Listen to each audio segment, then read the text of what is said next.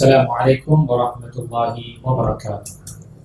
بسم الله الحمد لله رب العالمين والصلاة والسلام على رسوله الكريم وعلى آله وصحبه أجمعين وعلى من تبعهم بإحسان إلى يوم الدين. أما بعد، اللهم إنا نسألك الهدى والتقى والعفاف والغنى. பலவற்ற அல்லாஹ்வின் நிகரற்ற அன்புடையமாகிய அல்லாஹ்வின் திருநாமத்தால் ஆரம்பம் செய்கின்றேன். ஸலவாத்தும் ஸலாமும் பெருமானார் ஸல்லல்லாஹு அலைஹி வஸல்லம் மீதும் அவர்களை பின்பற்றிய உத்தம சஹாபாக்கள், தாபிஈன்கள், தபே தாபிஈன்கள், அஇம்மாக்கள், முஹத்திதீன்கள் மற்றும் எங்கள் அனைவரும் மீது நிலவட்டுமாக. பிணிச்சுக்குரிய பெரியோர்களே, வாலிபர்களே மற்றும் பிணிச்சுக்குரிய தாய்மார்களே, சகோதரிகள், அல்லாஹ்வுடைய மாபெரும் கிருபை அல்லாஹ் தஆலா நமக்கு அவருடைய இல்லத்தில் ஒரு முஸ்லிம்களுக்கு கடமையான ஒரு விஷயத்தை ஒவ்வொரு மனிதனுடைய வாழ்க்கையிலும் ஏற்படக்கூடிய அந்த தருணத்தை அதை அறிந்து கொள்வதற்கும் மார்க்கம் சொன்ன அடிப்படையில் நல்ல விதமாக நாம் கடைசி கட்டத்தை நாம் முடிப்பதற்கும் நாம் இங்கு கூடியிருக்கின்றோம். உண்மையாகவே சில வணக்க வழிபாடு அது எவ்வளவு நாம் படித்தாலும் எதுவரை அது பிராக்டிக்கலாக செயல்முறையில் நாம் அதை பார்க்க மாட்டோமோ அதுவரை நமக்கு எப்பொழுதுமே சந்தேகம் இருந்து கொண்டே இருக்கும். அது ஒன்று பார்க்கும் பொழுது ஹஜ், உம்ரா, அடுத்ததாக பார்க்கும் பொழுது இங்கு பொதுவாக ஜனாசாவுடைய விஷயங்கள். இப்போ இன்று இன்ஷா அல்லாஹ் நாம ஒரு மனிதன் மரண தருவாயில் இருக்கும் பொழுது கடைசி அவனுக்கு நல்லடக்கம் செய்யும் வரை மார்க்க நமக்கு எந்த வழிமுறையை செய்யுங்கள் என்று கற்றுத் தந்திருக்கின்றதோ, காண்பித்து தந்திருக்கின்றதோ, இன்ஷா அல்லாஹ் அதை நாம் குர்ஆன் மற்றும் ஹதீஸுடைய வடிவத்தில் நாம் பார்ப்போம். இந்த அமல் அல்லது இந்த செயல்களை நாம் நம்முடைய வாழ்க்கையில நம்முடைய உறவினர்கள், உற்றார்கள் யாரெல்லாம் நம்மை விட்டு பிரிந்து செல்வார்களோ அவர்களுக்காக நாம சுன்னத்தான முறையில் நாம இந்த கடைசி அமலை செய்து நல்ல விதமாக அவர்களுக்கு நல்லடக்கம் செய்வதற்காக நம்ம முயற்சி செய்யும். முதல் விஷயம் திணிச்சுக்குரிய அல்லாஹ்வியார்களே, மௌத் என்பது எல்லாருக்கும் நிர்ணயிக்கப்பட்டதுதான். குல்லு நஃப்ஸின் தாயிகத்துல் மௌத். ஒவ்வொரு ஆத்மாவும் அந்த மௌத்தை ருசித்தே தீர வேண்டும். இந்த உலகத்தில் பிறந்த ஒவ்வொரு படைப்பினமும் மரணித்தே தீர வேண்டும். படைத்த அனைத்து படைப்பினமும் ஒரு நாள் அழியக்கூடியதாக இருக்கின்றது.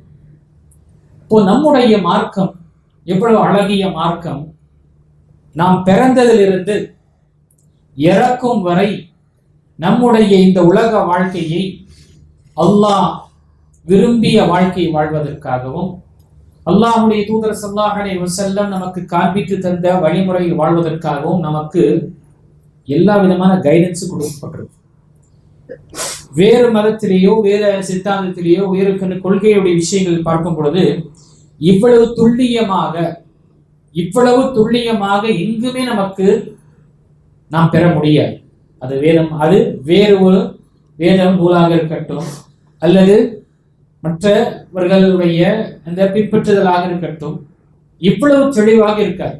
எந்த அளவுக்குனா, எப்படி நம்முடைய இயற்கை தேவையை நாம் பூர்த்தி செய்து கொள்ள வேண்டும், சிறுநீரையும் எப்படி கழிவுறை நாம் பயன்படுத்த வேண்டும் என்பதற்காக மார்க்கம் நமக்கு கற்றுத் தருகின்றது என்றால், நம்முடைய இந்த உலகத்திலிருந்து நாம் செல்லும் பொழுது எப்படி நாம் இந்த உலகத்தை விட்டு செல்ல வேண்டும், எப்படி நம்முடைய உறவர்கள், உற்றார்கள் நம்மை பிரிந்து விட்டார்கள் என்றால் அவர்களுக்கு சிறந்த வடிவத்தில் நாம் அவர்களுக்கான உரிமைகளையும் கடமைகளை நிறைவேற்ற வேண்டும் என்று நமக்கு காண்பித்து வந்திருக்கின்றது.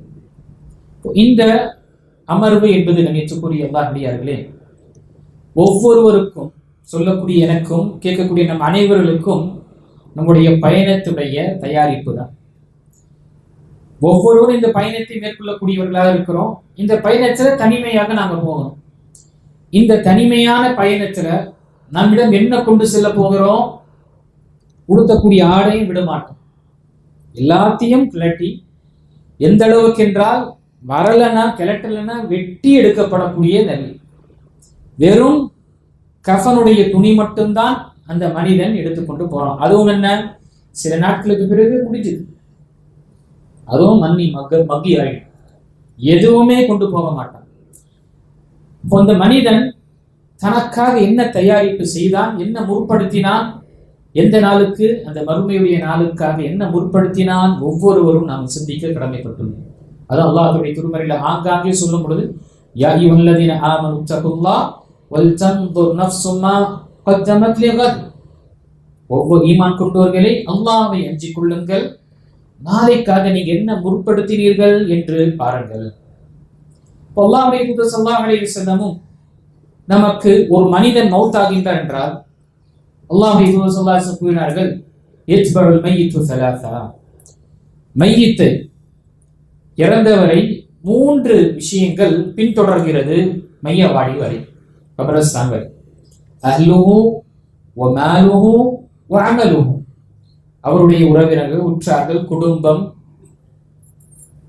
அதே போன்று மாலுஹு, அவருடைய செல்வாக்கு, சொல்வாக்கு, அங்கீகாரம், அதிகாரம் எல்லாமே வரும். வ அமலுஹு, அவருடைய செயல்கள், இந்த உலகத்தில் எப்படி வாழ்ந்தார் எல்லாமே இருக்கும். எர்ஜிஉ இத்னான், 2 விஷயங்கள் திரும்பி வரும். இருவர்களும் நம்மை இந்த பூமியை மிக கொடிய விஷ கிருமிகள் இருக்கக்கூடிய, விஷ பூச்சிகள் இருக்கக்கூடிய இந்த பூமியில் விட்டு சென்று விடுவார்கள். வயபகாவாஹி, நம்மிடம் இருக்கக்கூடியது, நமக்கு உறுதுணையாக, ஒரு அருமருந்தாக, தனிமையை அகற்றுவதற்காக இருக்கக்கூடிய ஒன்றே ஒன்று நம்முடைய அமல். சாலிஹான அமல் இருந்தது என்றால் அந்த மனிதனுக்கு அங்கு இருக்கக்கூடிய தனிமை அவனுக்கு எந்த ஒரு பயத்தையோ கலக்கத்தையும் ஏற்படுத்தாது.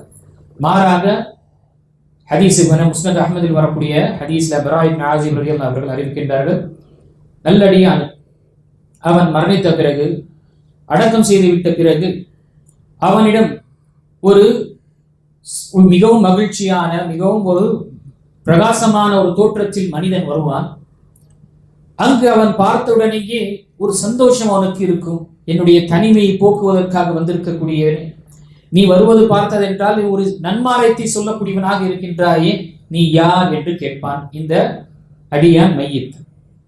அதற்கு அந்த பிரகாசமாக இருக்கக்கூடிய அந்த முகம், அந்த உருவம் கூறும், அந்த அமலுக்க சாலே, நான் உன்னுடைய நற்கருமங்கள், நான் உன்னுடைய நல்லமல்கள், அல்லாஹ் உன்னுடைய தனிமையை போக்குவதற்காக உனக்கு கூடவே இருப்பதற்காக அல்லாஹ் என்னை இந்த வடிவத்தில் அனுப்பினார்.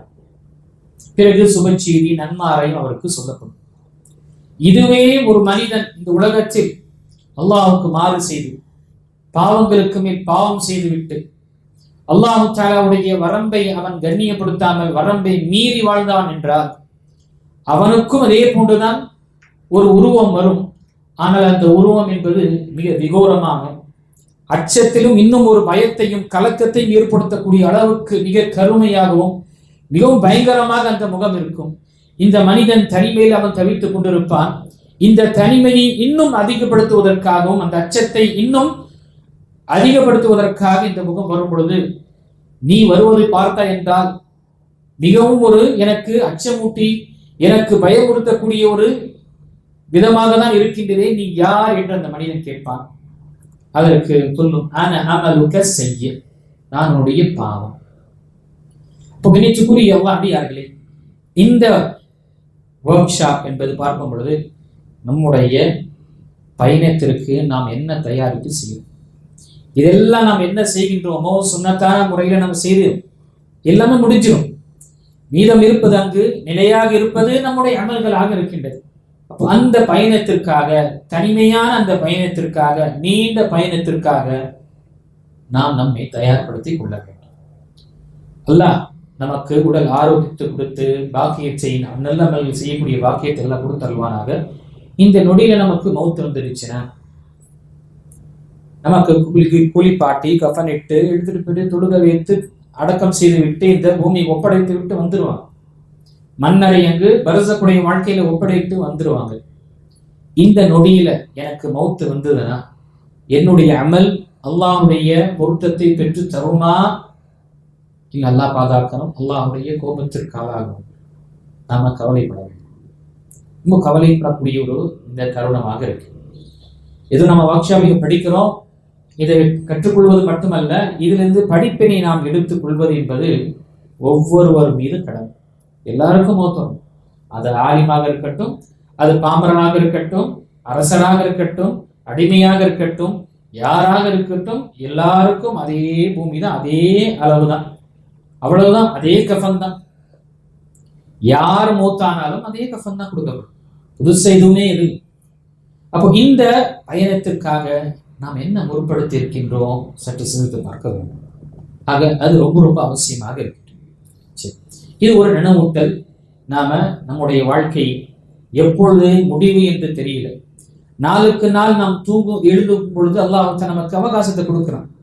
அந்த அவகாசத்தை நாம் பெற்றுக்கொண்டு நம்மை சீர்படுத்திக் கொள்வது என்பதுதான் ஒரு புத்திசாலி மற்றும் சாமர்த்தியம். இல்ல இந்த அலட்சியத்தை வாழ்க்கையை நாம் வாழ்ந்தோம் என்றால் அந்த அவகாசம் ஒரு நாள் நிப்பாட்டப்படும், முடிவுக்கு வரும். சூரியன் ஒவ்வொரு நாளும் உதயமாகும், ஆனால் நம்முடைய வாழ்க்கையின் சூரியன் எப்பொழுது மறையும் என்று நமக்கு தெரியாது. அந்த நாளுக்காக நம்மை நாம் தயாரிப்படுத்திக் கொள்ள வேண்டும். அப்போ இங்கு அஹதீசுகளை நாம் பார்க்கும் பொழுது நபிகள் நாயகம் ஸல்லல்லாஹு அலைஹி வஸல்லம் நமக்கு ஒரு மனிதன் மரண தருவாயில் இருக்கக்கூடிய நேரத்திலிருந்து அவனுக்கு நல்லடக்கம் செய்யக்கூடிய அனைத்து விஷயங்கள் வரை தெளிவாக நபி ஸல்லல்லாஹு அலைஹி வஸல்லம் காட்டி தந்திருக்காங்க. இந்த அமர்வு நாம் பார்க்கும் பொழுது அத்ருஸுல் முஹிம்மா லிஅம்மத்தில் உம்மா என்று சொல்லக்கூடிய ஷேக் பின் பாஸ் ரஹிமஹுல்லாஹுடைய புத்தகத்தின் கடைசி பாடமாக நாம பார்த்த விஷயங்கள் போன அமர்வில், போன மாசம், இன்று அதனுடைய பிராக்டிக்கலாக செயல்முறையுடைய விஷயங்களை பார்க்கிறோம். ஒரு மனிதன் மௌத்துடைய தருணத்தில் இருக்கின்றார் என்றால் அவருக்கு முதல் நமக்கு நபி ஸல்லல்லாஹு அலைஹி வஸல்லம் உபதேசம் செய்த விஷயம் பார்க்கும் பொழுது லக்கீனு மௌதாக்கும் லா இலாஹ இல்லல்லாஹ், உங்களுடைய மக்கள் மரணம் மௌத்தாகக்கூடிய அந்த தருணத்தில் இருக்கக்கூடியவர்களுக்கு நீங்க லா இலாஹ இல்லல்லாஹ்வை தல்கீன் செய்யுங்க. நீங்க அவங்களுக்கு முன்னாடி லேசாக கேட்கும் அளவுக்கு சொல்லிட்டே இருங்க. ஏனென்றால் ஹதீஸில் வருகின்றது, மன் கான ஆகிரு கலாமி லா இலாஹ இல்லல்லாஹ் தஹலல் ஜன்னah, யாருடைய கடைசி வார்த்தை வணக்கத்து கூறியவன் அல்லாஹை தவிர வேறு யாரும் இல்லை என்ற அந்த கலிமாவை முழங்கி அவன் மௌத்தாவானோ அவன் சொர்க்கத்தில் நுழைவான். ஆனால் இந்த வார்த்தை நாம் முழங்குவதோ, இந்த வார்த்தையை சொல்வது ஏதோ கடைசி நேரத்தில் நமக்கு யாராவது நினைவுபடுத்திட்டோம் என்றால் நாம் சொல்லிவிடுவோம் என்று கிடையாது. நம்முடைய வாழ்க்கையுடைய ஸ்டைல் எப்படி இருந்ததோ, நாம எப்படி வாழ்ந்தோமோ அதன் பிரகாரம் தான். உண்மையாகவே இந்த லா இலாஹ இல்லல்லாஹ்வுடைய நிபந்தனைகளை நாம் நிறைவேற்றினோமா, உண்மையாகவே அல்லாஹ் தஆலாவுக்கு கட்டுப்பட்ட ஒரு அடியார்களாக வாழ்வதற்காக முயற்சி செய்தோமா? முழுமையாக யாராலும் முடியாது, ஆனால் முயற்சி செய்தார்களா என்று அல்லாஹ் பார்ப்பான். ஃபத்தகுல்லாஹ மஸ்ததஅதும், அல்லாஹ் தஆலாவை உங்கள் இயன்ற அளவுக்கு நீங்கள் அஞ்சிக் கொள்ளுங்கள் என்று அல்லாஹ் தஆலா தம்முடைய திருமறையில் தெரியப்படுத்துகின்றார். அப்ப அல்லாஹ் தஆலா அந்த லா இலாஹ இல்லல்லாஹ்வுடைய விஷயத்துல நம்முடைய வாழ்க்கை பூமிக்கு மேல நாம் வாழக்கூடிய வாழ்க்கையின் அடிப்படையில் தான் இந்த உலகத்தை விட்டு செல்லும் பொழுது வார்த்தைகள் கடைசி வார்த்தையாக லா இலாஹ இல்லல்லாஹ்வாக இருக்கும். இல்ல எந்த விஷயத்தில் மனிதன் ஈடுபாடு இருந்ததோ அதே விஷயத்தில் தான் என்ன செய்வான் மனிதன், அதே உலகை கொள்ளக்கூடிய நிலை இருக்கும். பாட்டுல முழுமையாக முழுகி இருந்தவன் அதே உலகதான் இருப்பான். கெட்ட வார்த்தைகள், சபிக்கக்கூடிய வார்த்தைகள் பயன்படுத்தியவன் அவனும் அதே மாதிரிதான் இருப்பான். வியாபாரத்துடைய விஷயங்களே இருந்து கொண்டே இருந்தவன் கடைசியின் முகூர்த்த நேரத்திலையும் என் மகனே இவன் இவ்வளவு கொடுக்கணும், அவன் அவ்வளவு கொடுக்கணும், அவன் இவ்வளவு கொடுக்கணும் என்று எல்லா கணக்கு சொல்வதற்காக முயற்சி செய்வான். அவனுக்கு லா இலாஹ இல்லல்லாஹ் சொல்லக்கூடிய அந்த நினைப்பு வராது. இந்த மக்களும் என்ன, அவருடைய அந்த வாரிசாக இருக்கக்கூடியவர்களும் என்ன, அத்தா எங்க அந்த புதையலை விட்டு போயிருப்பாரு, எங்க சொத்தை விட்டு போயிருப்பாரு, எங்கேயாவது மிஸ் ஆயிட போகுது, ஃபர்ஸ்ட் கேளு, எப்படியாவது கேட்டு நம்ம தெரிஞ்சுக்கணும் என்ற அந்த ஆர்வத்தில் அல்லாஹ் அக்பர். அதுவே உண்மையாக மார்க்கத்துடைய பற்று இருந்து அல்லாஹ்வுடைய அச்சத்துடன் வாழக்கூடியவர்களாக இருக்கும் பொழுது தன்னுடைய வாரிசுகளுக்கும் அதே போன்றுதான் அவன் ஆக்குவார். அந்த நேரத்தில் சொத்து சுகம் எது இருந்தாலும் என்ன, அது பிரச்சனை இல்லை. இவங்களுக்கு கடைசி முடிவு, இவங்களுக்கு லா இலாஹ இல்லல்லாஹ் இருக்க வேண்டும் என்று அந்த குழந்தைகள் என்ன செய்வாங்க, தன்னுடைய தாயோ தந்தைக்கு சொத்துடைய விஷயங்களை கேட்க மாட்டாங்க. முதல்ல லா இலாஹ இல்லல்லாஹ், லா இலாஹ இல்லல்லாஹ் சொல்லுங்க, லா இலாஹ இல்லல்லாஹ் என்று நினைவுபடுத்தி கொண்டே இருக்கும். சொத்துடைய விஷயங்கள், பணம், இதெல்லாம் அடுத்த கட்டமாக இருக்கும். இவருடைய கடைசி முடிவு, என்னை பெற்றெடுத்த என்னுடைய தாய் தந்தை, எனக்கு தருவியத் செய்த அந்த தாய் தந்தை, எனக்கு மார்க்கப்பற்றை ஏற்படுத்திய அந்த தாய் தந்தை, கடைசி முடிவு அவர்களுக்கு நல்ல ஒரு முடிவாக அமைய வேண்டும் என்று தர்பியத் செய்யப்பட்ட அந்த குழந்தைகள் விரும்புவாங்க. இல்ல நாமும் நம்முடைய மனப்போன போக்கில் வாழ்ந்தோம், குழந்தைகளையும் இப்படியே விட்டோம், உடலுக்குரிய எல்லாத்தையும் கொடுத்தோம், உள்ளத்துக்குரிய எந்த ஒரு விஷயத்தையும் நம்ம கொடுக்கவில்லை என்றால் அவர்கள் இதே போலதான் இருக்கும். எடுத்துட்டு போயிட்டு புதைச்சு அடுத்த நொடியில வந்து சண்டை தான் வரும். பார்க்கிறோமா இல்லையே, எத்தனை உறவுகள் ஜனாச அடக்கம் செய்து விட்டு வந்த உடனேயே உள்ளத்துல ஊசலாட்டம் ஏற்படுது. அவன் சகோதரன் என்ன செஞ்சு போறானோ, சகோதரன் என்ன எடுத்துட்டு போறானோ, இப்படிதான் ஒரு நிலை நமக்கு இருக்கு. இது யதார்த்தமான விஷயம். அல்லாஹ் அதுவே ஒரு மார்க்க பற்றி கற்றுத்தந்து அந்த பெற்றோர் அந்த தாய் தந்தை சென்று விட்டார் என்றால் சொத்துடைய விஷயங்களுக்கு கவலைப்பட மாட்டாங்க. சில நேரத்தில் அவர்களுடைய கடன் இருந்தது என்றால் அந்த கடையினையும் நான் நிறைவேற்றக்கூடியவனா, நான் அதை பொறுப்பெடுத்துக்கிறேன் என்ற முன் வரக்கூடியவராக, ஏன் அவருடைய மறுமை அவர்கள் நல்ல விதமாக நிம்மதியான ஒரு வாழ்க்கை வாழட்டும் என்ற அந்த எண்ணத்தில் இந்த குழந்தைகள் யாருக்கு சரியான முறையில் தர்பியத் செய்தார்கள் அவர்கள் கவலை கொள்வார்கள். சரி, இப்போ இங்கு முதல் விஷயம் நாம் பார்க்கும் பொழுது நினைச்சக்கூடிய அடியார்களே, அவருக்கு நாம் லா இலாஹ இல்லல்லாஹ் சொல்லணும். லா இலாஹ இல்லல்லாஹ் சொன்ன பிறகு அவர் அதை நம்ம நிர்பந்திக்க வேண்டும். நம்ம மிகவும் மெதுவாக அவருடைய காது பக்கத்துல ஒரு பக்கவாட்டில் உட்கார்ந்து நம்ம லேசாக அவர்களுக்கு சொல்லிக்கொண்டே இருக்கும் பொழுது, அவருடைய கொஞ்சம் ரிலாக்ஸாக பயம் இல்லாத சூழ்நிலை இருக்கும் பொழுது அதை நாம் நினைவுபடுத்துவது என்பது நமக்கு ஹைராக இருக்கு. திரும்ப வேற ஏதாவது பேசிட்டாருன்னா திரும்ப நம்ம முயற்சி செய்யணும். அவருக்கு லா இலாஹ இல்லல்லாஹ் கடைசி முடிவு, அவருக்கு லா இலாஹ இல்லல்லாஹ் என்ற வார்த்தை நம்ம சரி. இது மௌத்தாயிட்டாங்க.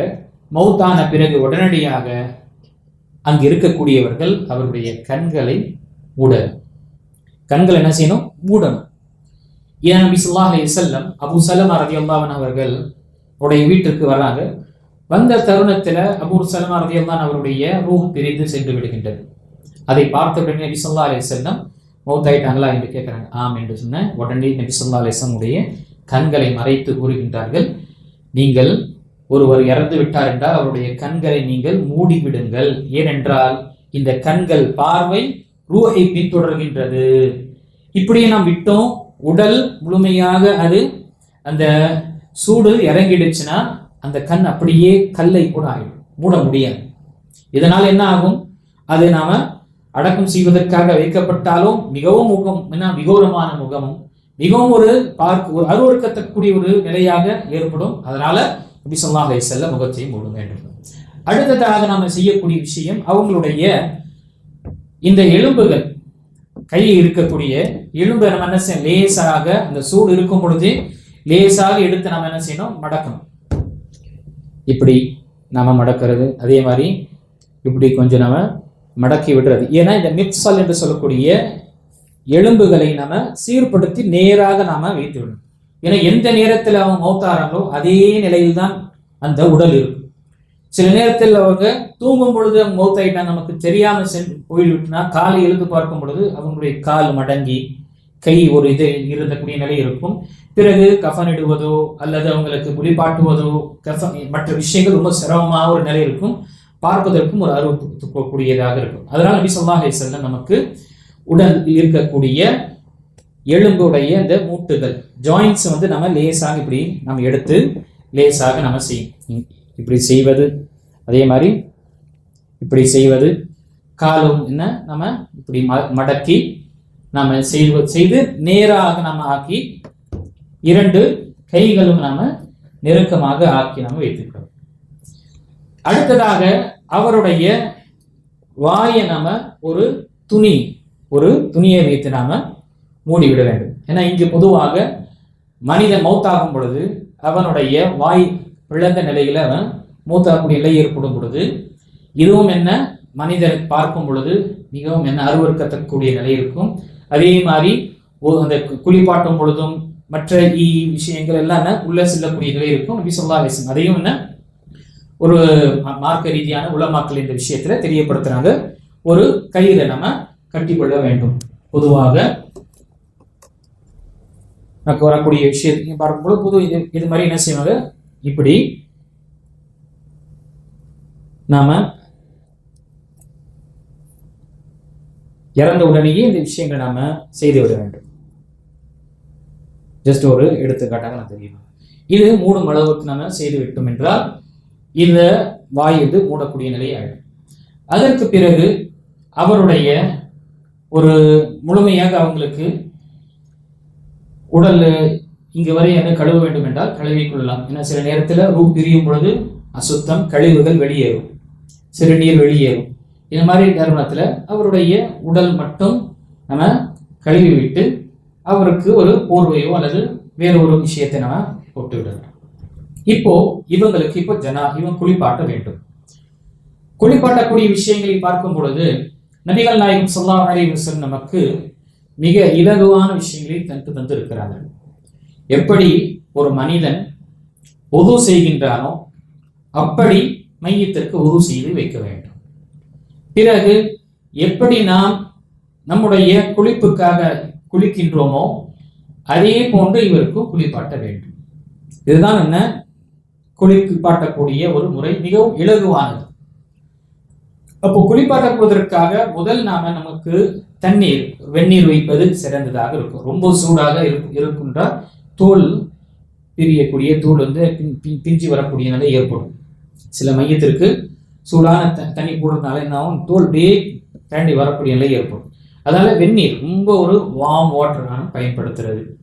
அதுல நமக்கு இழந்த இலை இருந்ததுன்னா அல்ஹம்துலில்லாஹ் பயன்படுத்தலாம். இல்லை ரீட்டாவுடைய குட்டை இருந்ததுன்னா அந்த விதை ஊற வச்சு செய்வது. இல்லை இப்போ இருக்கக்கூடிய சமகாலத்தில் நமக்கு ஷாம்போ இருக்கு, சோப்பு இருக்கு, இதை பயன்படுத்தலாம். எந்த ஒரு தடையும் கிடையாது, எந்த ஒரு தடையும் கிடையாது. சோப்பு ஷாம்பு என்று நம்ம பயன்படுத்துவது எந்த ஒரு விஷயம். ஏன்னா நோக்கம் என்ன, அது ரீட்டாவாக இருக்கட்டும் அல்லது இழந்த இலையாக இருக்கட்டும், மற்ற விஷயங்கள் பயன்படுத்துவது உடல் சுத்தமாக வேண்டும். அந்த உடல் என்ன அந்த லேசான அந்த குளுமை இருக்கணும். ஏன்னா வெப்பம் இருந்ததுன்னா சீக்கிரமாக அழியக்கூடிய நிலை ஏற்படும். குளுமைக்காக தான் நமக்கு கற்பூரம்லாம் பயன்படுத்தக்கூடிய விஷயம் இதற்காக தான் பயன்படுத்தப்படுகின்றது. இப்போ இங்கு அவருக்கு முதல் விஷயம் நாம அவருடைய உதவு செய்வதோ அல்லது குளிப்பாட்ட வேண்டும் என்றால் அவர்களுடைய ஆடையை நம்ம கலட்டணும். ஆடை கலட்டுவதற்கு முன்னால் அவருக்கு ஒரு போர்வையோ அல்லது ஒரு துணியை நாம அவங்களுடைய மர்மஸ்தலத்தை நாம் மறைக்கக்கூடிய அளவுக்கு நாம ஆக்கி அதற்கு பிறகு அதை அகற்றுவதற்காக முயற்சி செய்யணும். அதுல ஒரு எடுத்துக்காட்டாக இப்போ நமக்கு ஒரு ஏதாவது ஒரு அவசியம் இல்லை வெள்ளை போர்வை தான் இருக்கணும் என்று ஏதோ நமக்கு வீட்டில் இருக்கக்கூடிய கைலியோ அல்லது வேற விஷயமோ இப்படி நாம வைத்து விட்டு அதற்கு பிறகு கத்திரிக்கோளை கொண்டு அவருடைய ஆடை என கலட்ட முடியாது. நம்ம உயிரோடு இருக்கிறோம், கலட்டிடுறோம். இறந்தோருக்கு கலட்ட முடியாது. அது கை மூலமாக கையில் இருந்து என்ன செய்வாங்க அப்படியே வெட்டி கழுத்து வரைக்கும் எடுத்துட்டு அதே மாதிரி பேண்ட்டையும் என்ன செய்வாங்க மேலிருந்து கத்தரித்து எடுத்துருவாங்க. இது மாதிரி எடுத்த பிறகு அவங்க எந்த ஒரு காரணத்திலும் மர்மஸ்தலம் வெளியே தெரியும் அளவுக்கு ஆக்கக்கூடாது. ஏனென்றால் எப்படி ஒரு முஃமின் உயிரோடு இருக்கும் பொழுது அவர் கண்ணியப்படுத்தப்பட வேண்டும். ஒரு முஃமின் இன்னொரு முஃமினுடைய மர்மஸ்தலத்தை மறைக்கக்கூடிய அவுராவை பார்க்கக்கூடாதோ அதே போன்றுதான் மௌத்தான பிறகும் அவருடைய கண்ணியத்தை நாம் பேண வேண்டும்.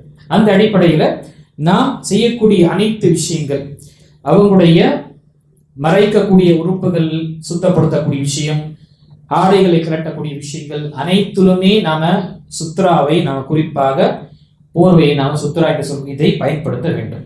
நாம வெளியிலிருந்து நம்ம கலட்டும், நாம வெளியிலிருந்து இருக்கக்கூடிய விஷயம் இப்படி நாம எடுத்துருவோம். இதே மாதிரி இங்க வரைக்கும் நமக்கு பிரச்சனை இல்லை. இதற்கு பிறகு அவரை லேசாக நாம மேலத்தூர் பொதுவாக 2 கை இப்படி வைக்கப்படும். 2 கை நமக்கு வைக்கப்படும். 2 கையும் நமக்கு இப்படி வைத்து விட்டு காலை என்ன செய்வாங்க, பொதுவாக இந்த கால் எடுத்து இந்த பக்கம் இன்னொரு ஒரு காலில் வைத்து லேசாக இவங்களை தூக்குவாங்க. எடுத்து லேசாக அவங்களுடைய வயிற்றை தடவி விடுவாங்க. லேசாக இப்படி அமிழ்த்து லேசாக ரொம்ப போட்டு நம்ம இது பண்ண தேவையில்லை. நம்ம திரும்ப கீழே விடுவோம், திரும்பவும் நாம எடுப்போம், திரும்பவும் அதை அவங்களுடைய உடல் அப்போ நாம அவங்க அழுத்தும் பொழுது பொதுவாக இப்படி அவங்களுடைய 2 கையை வைத்து நம்ம எடுக்கும் பொழுது என்ன ஒரு அழுத்தம் அங்கே விழும், வயிற்றில் அழுத்தம் விழும். நம்ம 2 கை இப்படி வைத்து அழுத்தம் போடும் பொழுது இங்கே அழுத்தம் விழும். அப்போ அழுத்தம் விழும் பொழுது என்ன, வெளியே நமக்கு கழிவுகள் வெளியேறும், அசுத்தங்கள் வெளியேறக்கூடியதாக. அந்த நேரத்தில் ஒரு சகோதரர் என்ன செய்ய வேண்டும், இப்படி அவர்கள் தோளில் வைத்து கொண்டு தடவு செய்யும் பொழுது வெளியே வரக்கூடிய அந்த நிலை பொழுது கீழே இருந்து வாட்டர், இப்போ ஷவர் இருக்கு அல்லது தண்ணீர் இருக்கும் பொழுது நம்ம கீழே இருந்து தண்ணீர் போட்டு அதை அகற்றக்கூடிய நிலையை ஏற்படுத்த வேண்டும். திரும்பவும் படுத்து வைத்து திரும்பவும் நாம் 2 வாட்டி 3 வாட்டி எவ்வளவு தேவை இருக்கோ முதல் அசுத்தத்தை நம்ம அகற்றணும். அசுத்தத்தை முழுமையாக அகற்றிவிட்டோம் என்று இருந்த பிறகு அதற்கு பிறகு நாம உதுவுடைய விஷயங்களை ஆரம்பிக்கும்.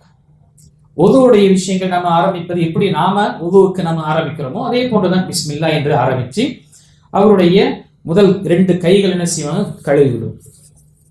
2 கைகளையும் நல்லா கழுவி விடுவோம். அதற்கு பிறகு அவருடைய வாய் மற்றும் மூக்கு இதுல நம்ம தண்ணியை போடக்கூடாது, மாறாக ஈரமான பொதுவாக கிளவுஸ், அந்த காலத்துல மக்கள் அது இன்னொன்று பொதுவாக இது மாதிரி ஒரு துணியை வந்து கட்டிப்பாங்க.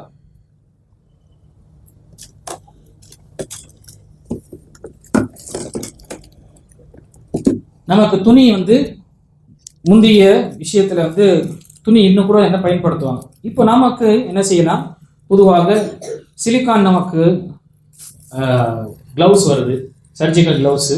அந்த சர்ஜிக்கல் கிளவுஸை நம்ம பயன்படுத்தி இதன் மூலமாக நாம சுத்தப்படுத்தக்கூடிய விஷயத்துல நாம செய்து கொள்வது. இது வீட்டில இருந்தது எடுத்து வந்துட்டேன். சர்ஜிக்கல் நமக்கு 1க்கு 2 பயன்படுத்தி கொண்டோம் என்றால் தனித்தனியான நமக்கு அந்த சுருட்டி அந்த துணியை வந்து சுத்தப்படுத்துவது தேவை. இது ரொம்ப வந்து சேஃபும் அதே போல சுத்தப்படுத்தக்கூடிய விஷயத்துல இலகுவாக நமக்கு ஆகக்கூடியதாக இருக்கு. இப்போ இருக்கக்கூடிய நம்ம சமகாலத்துடைய விஷயத்தை இந்த சர்ஜிக்கல் கிளவுஸ் நாம பயன்படுத்தி நாம நம்முடைய வலது கர நம்ம இடது சுத்தப்படுத்தக்கூடிய விஷயத்துல இடது கரத்தை நாம பயன்படுத்தி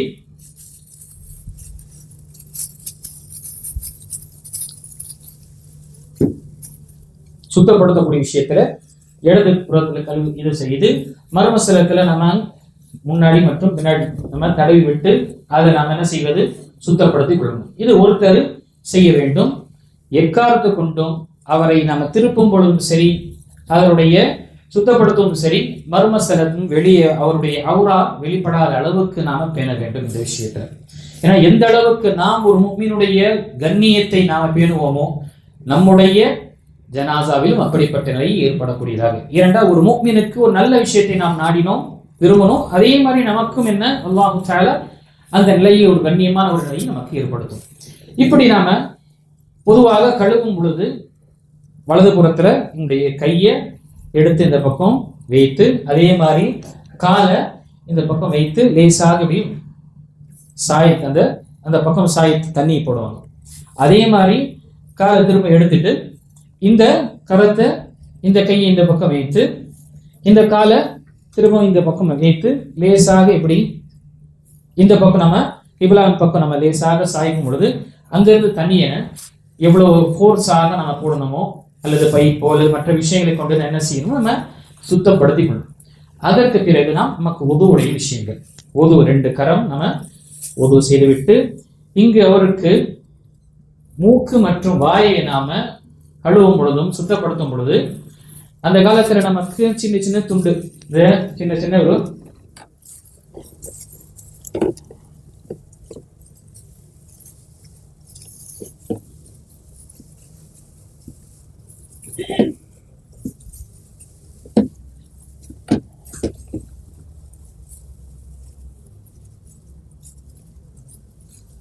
இது மாதிரி நமக்கு இந்த துண்டு இருக்கும், சின்ன சின்ன பிட்டு மாதிரி.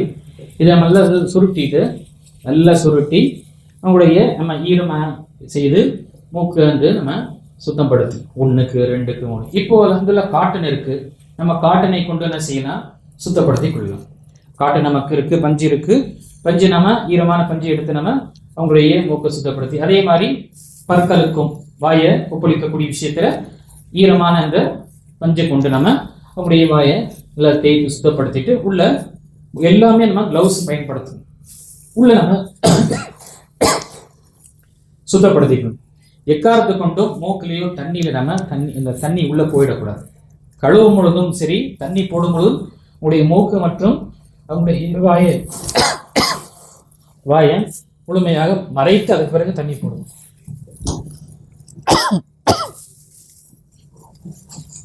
சரி, இப்படி ஒரு நம்ம இங்கு அவங்களுடைய முகத்தை அவங்களுடைய மூக்கையும் வாயை நம்ம சுத்தப்படுது 1க்கு 2 3 வாட்டி நம்ம செய்யும். அதற்கு பிறகு தண்ணீரை எடுத்து முகத்தை நம்ம கழுவக்கூடியவர்களாக இருக்கணும். முகத்தை நம்ம கழுவும் பொழுது இப்படியே நம்ம துடைக்கக்கூடிய நிலையில ஏற்படும். ஏன்னா அவங்களுடைய வாயிலே மூக்கிலேயோ நம்ம போகக்கூடாது. இதற்கெல்லாம்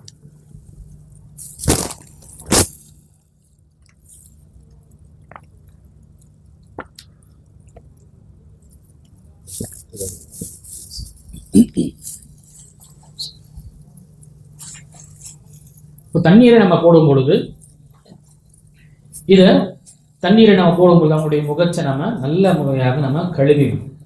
கழுவிட்ட பிறகு கைகளை இங்கிருந்து நம்ம இங்கிருந்து நாம ஆரம்பிச்சு முழுமையாக நம்முடைய இங்க முழங்கை வரை நம்ம கழுவ வேண்டும். முழங்கை வரை, ஏன்னா இங்க வரைக்கும் நம்ம செய்யணும். அவங்களுடைய முழங்கை வரை நம்ம கழுவணும். அதே போன்று இடது கையும் 3 வாட்டி 1க்கு 2 3 வாட்டி செய்துவிட்டு அதற்கு பிறகு மசாஜ் செய்யக்கூடிய விஷயத்தையும் உங்களுடைய தலை முன்னாடியிலிருந்து நெற்றிலிருந்து பின்னாடி, அதே மாதிரி பிறகும் பின்னாடியிலிருந்து முன்னாடி வந்த பிறகு அவங்களுடைய காது வெளி மற்றும் உள்ள இருக்கக்கூடிய உள்ள இருக்கக்கூடியதும் வெளியே இருக்கக்கூடியதும் நம்ம எப்படி நாம செய்யறோம் அதே மாதிரி செய்யணும். அதற்கு பிறகு காலை வரை கழுவி கால்களை நாம 1க்கு 3 வாட்டி நாம கழுவி விட்டு வலது. அதற்கு பிறகு இதுவரை முடிந்துச்சு. அதற்கு பிறகு நாம அவங்களுக்கு குளிப்பாட்டக்கூடிய விஷயத்துல ஆரம்பிக்கும் பொழுது முதல் அவங்களுடைய தலையை நாம கழுவோம். அதாவது ஷாம்போ போட்டோ அல்லது மற்ற விஷயங்கள் என்ன இருக்கு கழுவிட்டு நல்லா அவங்க தலையை நாம நல்லா கழுவி அதற்கு பிறகு அவங்களுடைய வலது பக்கம் தண்ணீர் போடுவோம்.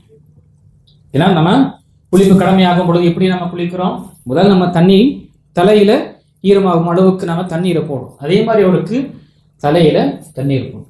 வலது புறத்துல நாம தண்ணீரை அவங்களுடைய வலது புஜம் முழுமையாக இந்த பக்கம், அதே மாதிரி அந்த பக்கம் இடது புறம் செய்து விட்ட பிறகு அதற்கு பிறகு முழுமையாக நாம கழுவும்.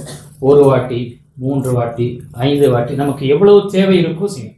ஏன்னா ஒரு தடவை 2 தடவை என்ன ஆகாது, சுத்தமாகக்கூடிய எப்பயாவது கழிவு வெளியேறக்கூடிய அசுத்தம் வெளியேறக்கூடிய நிலை ஏற்படும்.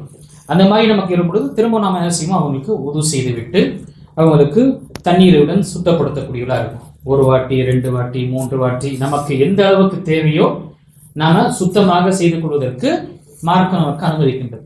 இப்போ முழுமையாக அவர்களை நம்ம 1 வாட்டி கழுவுறோம், 3 வாட்டி நாம குளிப்பாட்டுறோம். கடைசியாக நாம குளிப்பாட்டும் பொழுது நமக்கு இழந்தை குறிப்பாக இந்த கற்பூரம் கலந்த தண்ணீரை நபி ஸல்லல்லாஹு அலைஹி வஸல்லம் நீங்க கடைசியாக கடைசி குளிப்பாட்டும் பொழுது நீங்க காஃபூர் கலக்கப்பட்ட தண்ணீரை நீங்க செய்யுங்க, அதில் கொண்டு நீங்க கழுவுங்க. ஏன்னா காஃபூர் குறிப்பாக கற்பூரம் அது குளுமையாது, உடல்ல எது வரைக்கும் அது பட்டிருக்குமோ அந்த அளவுக்கு சீக்கிரமாக அந்த துர்நாற்றமோ இந்த கெட்ட வாடையோ அது என்ன சீக்கிரமாக அது ஏற்படாது. அதனாலதான் அந்த ஒரு காரணமாக அந்த விஷயத்தை தெரியப்படுத்துறாங்க. இப்போ காஃபூரை நாம எடுத்து நாம கடைசி ஒரு அந்த குளிக்கக்கூடிய அந்த தண்ணீர் வெந்நீருடைய கலந்து குளிப்பாட்டு. இதன் பிரகாரம் நமக்கு அவங்களுடைய குளிப்பாட்டுதல் இந்த உசூல் முடிஞ்சது நல்ல விதமாக. இதுல நாம தனியா உட்காந்துட்டு களிமா படிச்சு தண்ணியை போடுறதும் இந்த மாதிரி விஷயங்கள் என்ன எந்த ஒரு மார்க்கம் நமக்கு சொல்லப்படலை. இருக்கக்கூடிய விஷயங்களை செய்தாலே அல்ஹம்துலில்லாஹ் ரொம்ப ஒரு சிறப்பாக இருக்கும்.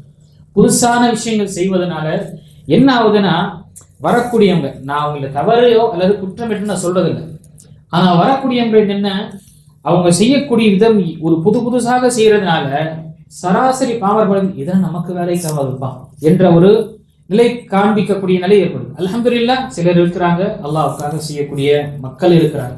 சிலருடைய விஷயம் என்ன, ஒவ்வொரு இடத்துலையும் நின்று தண்ணியை போடுறது, திரும்பி இங்கிருந்து தண்ணியை போடுறது, இங்கிருந்து நின்று ஒவ்வொரு நேரத்திலும் ஏதோ ஒரு செய்கிற மாதிரி செய்து என்ன ஆகின்றது, மக்களுக்கு இது ஒரு கஷ்டமான ஒரு விஷயம், இதை நாங்கள்லாம் செய்ய முடியாது என்ற நிலை ஏற்படுத்தி மக்கள் என்ன செய்கிறாங்க. எடுத்துக்காட்டாக தகப்பன் வஃபாத் ஆயிட்டாருன்னா அந்த கவலையில் மற்ற எல்லா ஏற்பாடுகள் எல்லாருக்கும் என்னென்ன செய்தி சொல்லணும் எல்லாம், ஆனால் அவங்களுக்கு குளிப்பாட்டக்கூடிய விஷயத்துல அவர் இருப்பது கிடையாது. இருந்தாலும் என்ன, சரி ஒரு திருப்திக்கு முன்னாடி நின்று பார்க்கக்கூடியவரும் அல்லது தண்ணீரை எடுத்து கொடுக்கக்கூடிய ஒரு உதவியாளராக இருக்கிறாரே தவிர அவர் தானாக இருந்து இந்த சுன்னத்தான விஷயங்கள் செய்வதில் அவர் தயக்கம் படுறார். இது ஏன், எங்கு நமக்கு தவறு நடந்து விடுமோ என்ற ஒரு அச்சம். அல்ஹம்துலில்லாஹ் எவ்வளவு ஒரு விஷயங்கள் நபி ஸல்லல்லாஹு அலைஹி வஸல்லம் காண்பி தந்திருக்கிறாங்க, இலகுவான விஷயம். சரி, இப்போ நாம குளிப்பாட்டிய பிறகு அவங்களுக்கு சுத்தப்படுத்த வேண்டும். சுத்தப்படுத்தக்கூடியவர்களா ஒரு வாட்டி நாம குளிப்பாட்டுவோம், 2 வாட்டி குளிப்பாட்டுவோம், 3 வாட்டி குளிப்பாட்டுவோம், இப்படி என்ற நமக்கு எவ்வளவு தேவை இருக்கோ அதை குளிப்பாட்டுவோம்.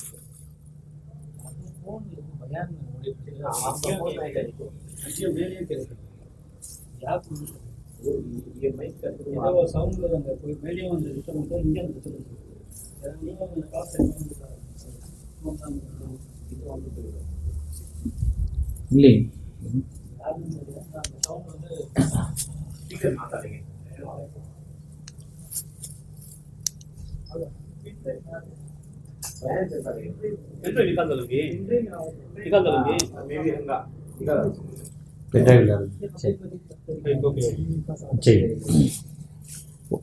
அதற்கு பிறகு நாம குளிப்பாட்டக்கூடிய விஷயம் நாம செய்துட்டோம். இப்போ இன்னொரு வேறு ஒரு ஆடையை நாம அவங்களுக்கு குறிப்பாக வேறு ஒரு போர்வை நாம, ஏன்னா ஈரமாயிடுக்கும், வேற ஒரு போர்வை நாம போடும் பொழுது முதல்ல உங்களுடைய உடல்ல சுத்தப்படுத்திக்கணும். அந்த துணியை வைத்து நம்ம தொடச்சிட்டு பிறகு இன்னொரு போர்வை போட்டு உள்ள இருந்து நம்ம அந்த ஈரமான போர்வை நாம இங்கே கால் வழியாக நம்ம எடுத்து விட்டு இதே நிலையில் அவங்களுக்கு வைத்து விட வேண்டும். அதற்கு பிறகுதான் நமக்கு என்ன வருகின்றது, கஃபனுடைய விஷயங்கள் வருது. கஃபனுடைய விஷயங்கள் என்ன, ரொம்ப இலகுவான விஷயம்.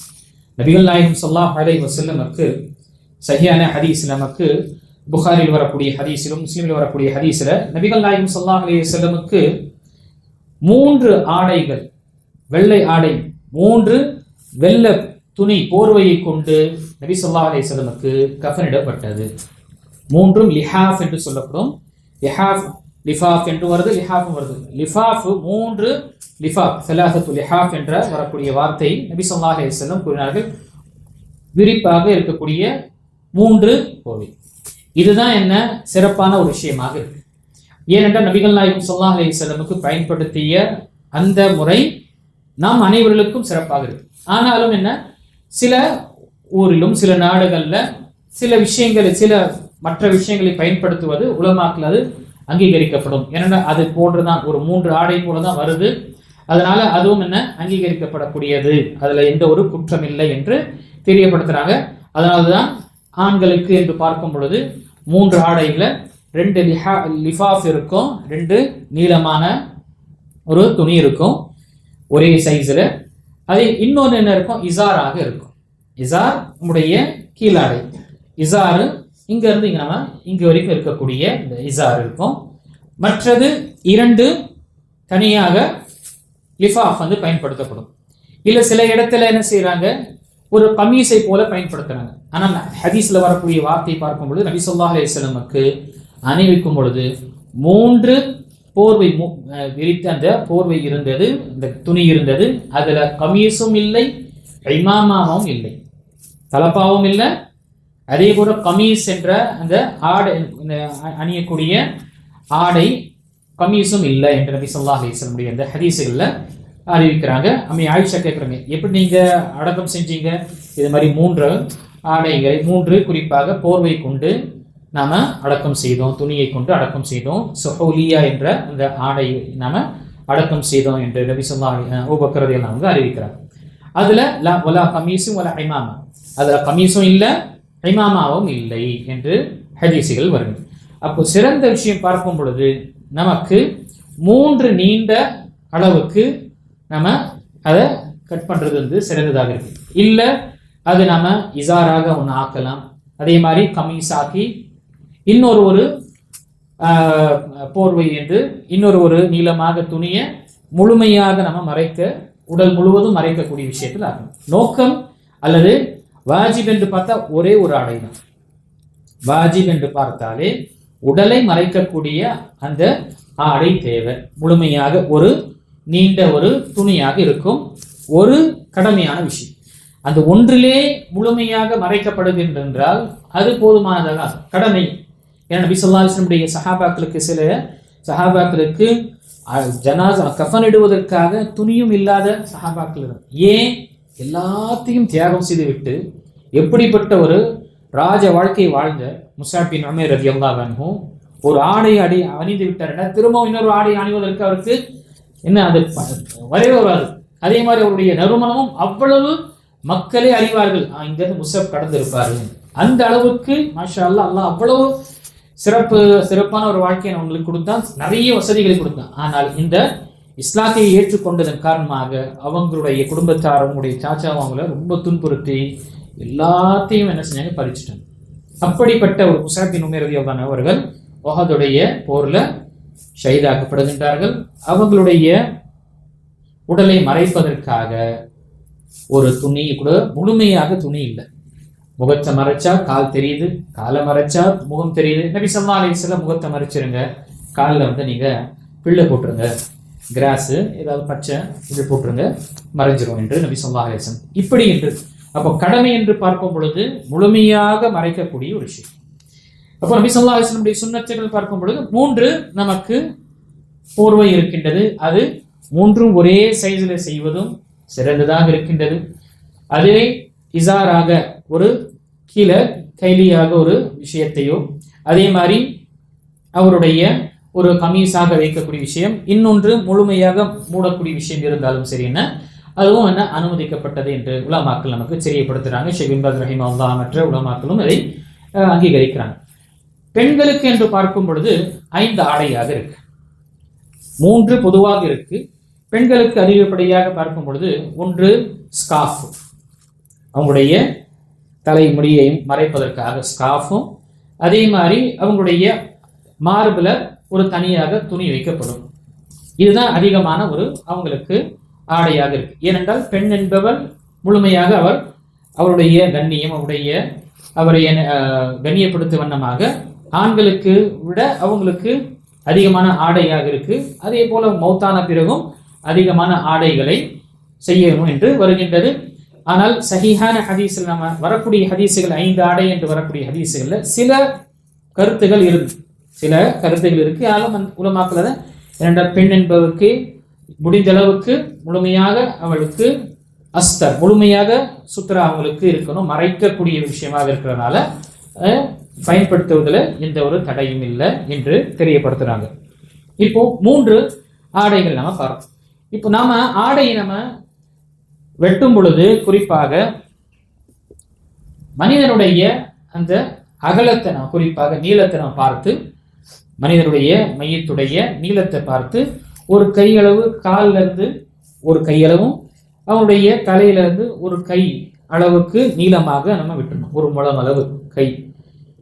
ஏன்னா அவர் முழுமையாக முடிச்சிட்டு அவங்களுக்கு சுமந்து கொண்டு போறதுக்கும் கவரில் இறக்குறதுக்கும் இலகுவாக இருக்கும் 2 தரப்பிலும் பிடிப்பதற்காக. ஏன்னா இறக்கும் பொழுது தூக்கும் பொழுதும் என்ன அங்கிருந்தான் தூக்குவாங்க, நடுவில் பின்னாடி கால் இருந்து, அதே மாதிரி இறக்கும் பொழுதும் அதே மாதிரியே இருக்கக்கூடியதுனால இங்கு நமக்கு ஒரு கையளவு நீளமாக, இப்போ 5 ஃபீட் இருக்கிறாருன்னா இந்த பக்கம் இருந்து ஒரு கையளவு எக்ஸ்ட்ரா, இந்த கையளவு அதிகமாகி விட்டதுன்றா பிரச்சனை இல்லை, குறைஞ்சிருச்சுன்னா நமக்கு ஆனால் அது உங்களுடைய இந்த கஃபனை கட்டுவதில் சிரமம் ஏற்படும்.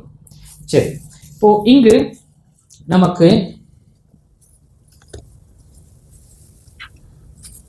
ஆடைகள் இருக்கு.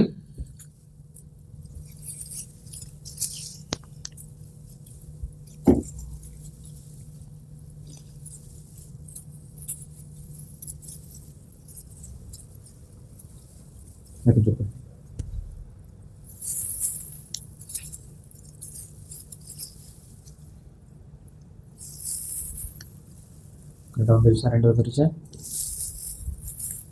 எப்படி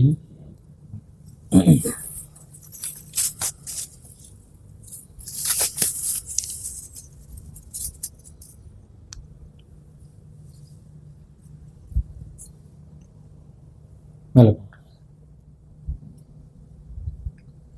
இப்போ இதுல பாருங்க சைஸு கொஞ்சம் இந்த இதனால டம்மினால கொஞ்சம் நீளமாக இருக்கும்.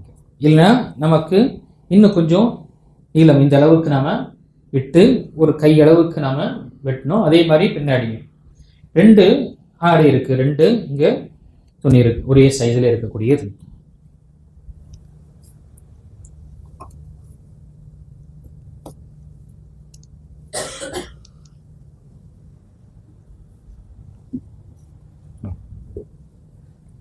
அடுத்ததாக பார்க்கும் பொழுது இது கமீஸாக இங்கே பொதுவாக நாம இசாருடைய இடத்துல என்ன செய்வாங்கன்னா பொதுவாக கமீஸை போல ஒரு வெட்டு போட்டு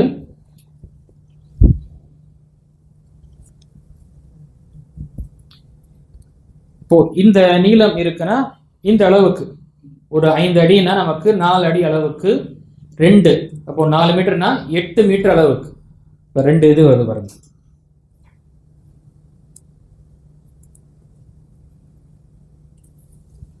ரெண்டு இருக்கு. அப்போ இங்கு நாம இப்படி செய்து இங்க லேசா இங்க வெட் பண்ணிட்டு இங்க முன்னாடி கழுத்து போகும் அளவுக்கு நாம இதை இங்க லேசாக டி ஷேப்ல நம்ம அறுத்துக்கணும். டி ஷேப்ல அது பொதுவாக நம்ம இப்படியும் செய்யலாம்.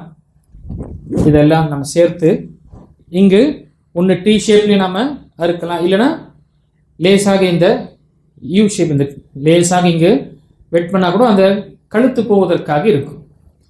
இப்போ நாம இதை மேல நாம போடுறோம். பிடிச்சு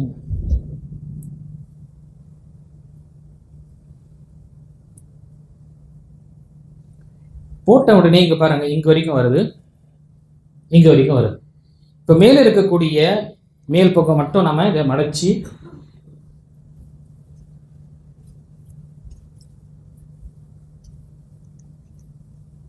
இப்படி நம்ம வைத்துக் கொள்ளணும்.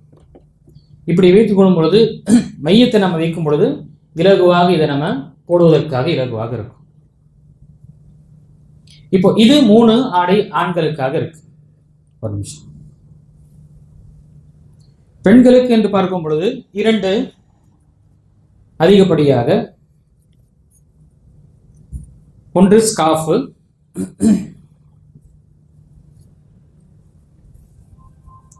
இந்த ஸ்கார்ஃப் இப்படி நாம இப்படி போட்டுப்போம். இங்க வைக்கும் பொழுது இலகுவாக நாம ஸ்கார்ஃப் மூலமாக இந்த மாதிரி நம்ம ஸ்கார்ஃப் போல கட்டிடலாம். இன்னொன்று திர் என்று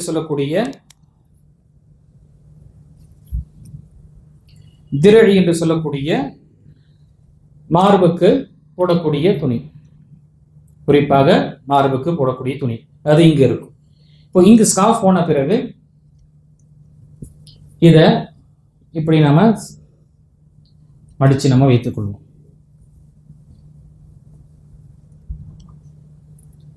இது இதுக்கு மேல நாம போடக்கூடியவர்களா இருக்கும். பொதுவாக நீளமாக, இது நீளமாக இருக்கும், குறிப்பாக இந்த அளவுக்கு இருக்கும் நீளமாக. ஒன்று இப்படி கூட அவங்க மடிச்சுக்குவாங்க, இல்லை மேலாகவும் என்ன செய்வாங்க போட்டுக்கொள்வாங்க. இப்போ நாம கஃபனு இப்போ போட வேண்டும் என்றால் இதை நாம முழுமையாக இப்படி சுத்திக்கணும். ஒன்று நமக்கு இடம் இருந்ததுன்னா கீழே போட்டு நாம அதுக்கு பிறகு மையத்தை நாம கீழே இறக்கிடலாம். இல்லாத பட்சத்தில் இடம் இல்லைன்னு நமக்கு முழுமையாக இப்படி சுருட்டி கொஞ்சம் பிடிச்சு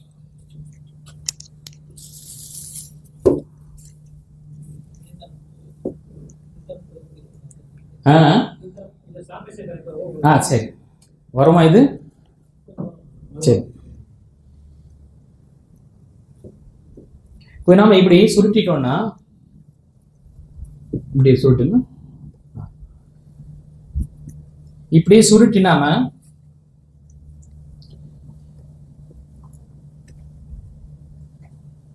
இப்படி இழுத்து நாம சுருட்டிட்டு நம்ம கீழே வைத்து இந்த உடலை வந்து லேசாக இப்படி சுற்றணும்னா, இப்படி கொஞ்சம் நம்ம சாய்த்தோம்னா கீழே நமக்கு இங்கே போயிடும். இது இலகுவாக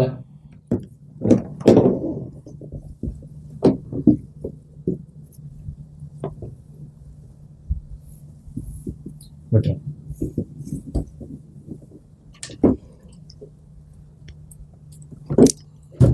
அதே போல இங்க வந்து பிறகு இந்த பக்கம் நாம லேசாக எடுத்து இதை நம்ம இப்படி எடுத்துக்கலாம்.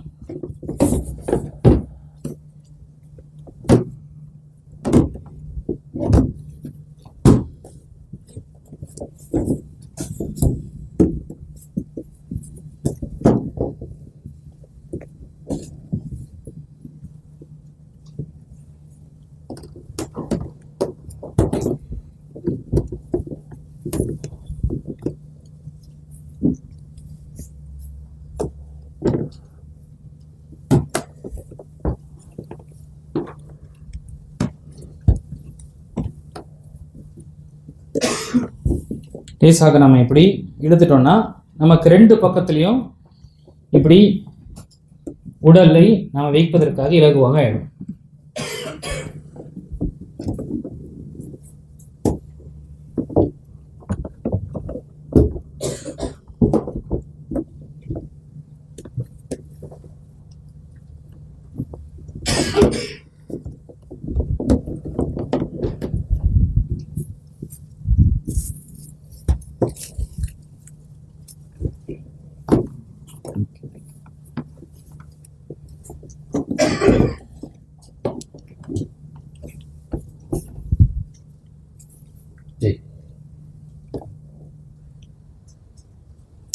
இப்போ நாம மேலிருந்து திரை என்ற பெண்களுக்காக நாம மார்பில் ஒரு துணியை போட்ட உடனே நீளமாக இருக்கும் கொஞ்சம்.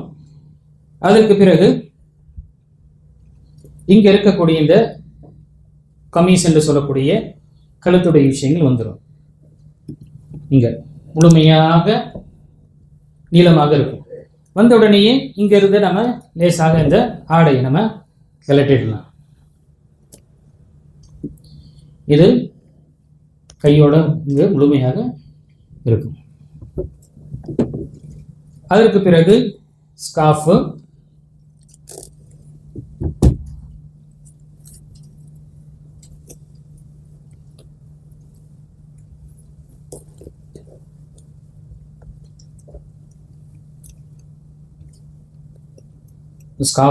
இது மாதிரி நம்ம செய்யணும். அதற்கு பிறகு நமக்கு இருக்கக்கூடிய 2 லிஹாஃப் இருக்கு.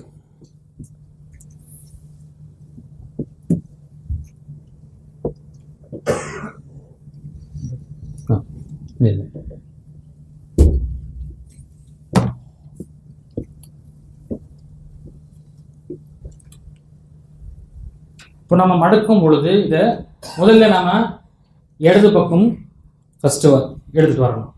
ஏன்னா வலது பக்கம் மேலே இருக்கணும். போய் இதை நம்ம என்ன செய்வோம், இந்த முழுமையாக இருக்கும். கொஞ்சம் இழுத்து இப்படி சுற்றிடணும்.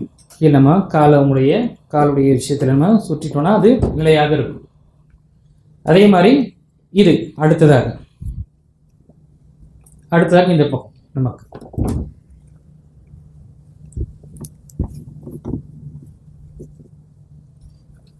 அதே போன்று இங்கு அடுத்தபடியாக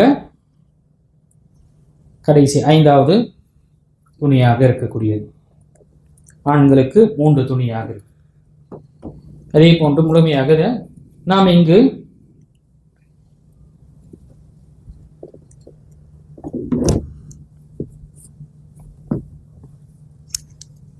முழுமையாக இங்கு ஆன பிறகு 3 நமக்கு கயிறு இருக்கும். 3 கயிறு பொதுவாக இங்க இருந்து 1 இங்க நாம் என்ன செய்வோம், முழுமையாக இதை கட்டுவோம். இது மாதிரி போட்டு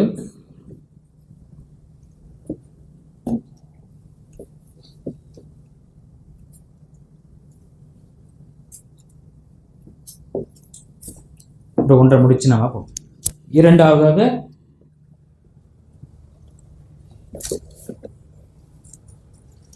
இங்கு இதே மாதிரி இங்கே கீழே வந்து நம்ம கேட்கணும். இன்னொன்று இங்கே இருக்கும், அது கொஞ்சம் நீளமாக இருக்கும்.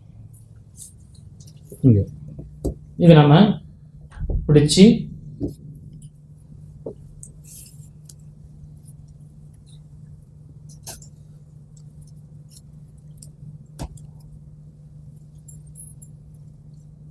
ஒன்றரை முடிச்சு நம்ம போட்டோம்னா இலகுவாக நம்ம கபரில் இறக்கிய பிறகு அதை கரட்டுவதற்காக இலகுவாகும். இப்படி நாம கஃபனு நம்ம செய்து கொள்ள வேண்டும். இதுக்குள்ள நாம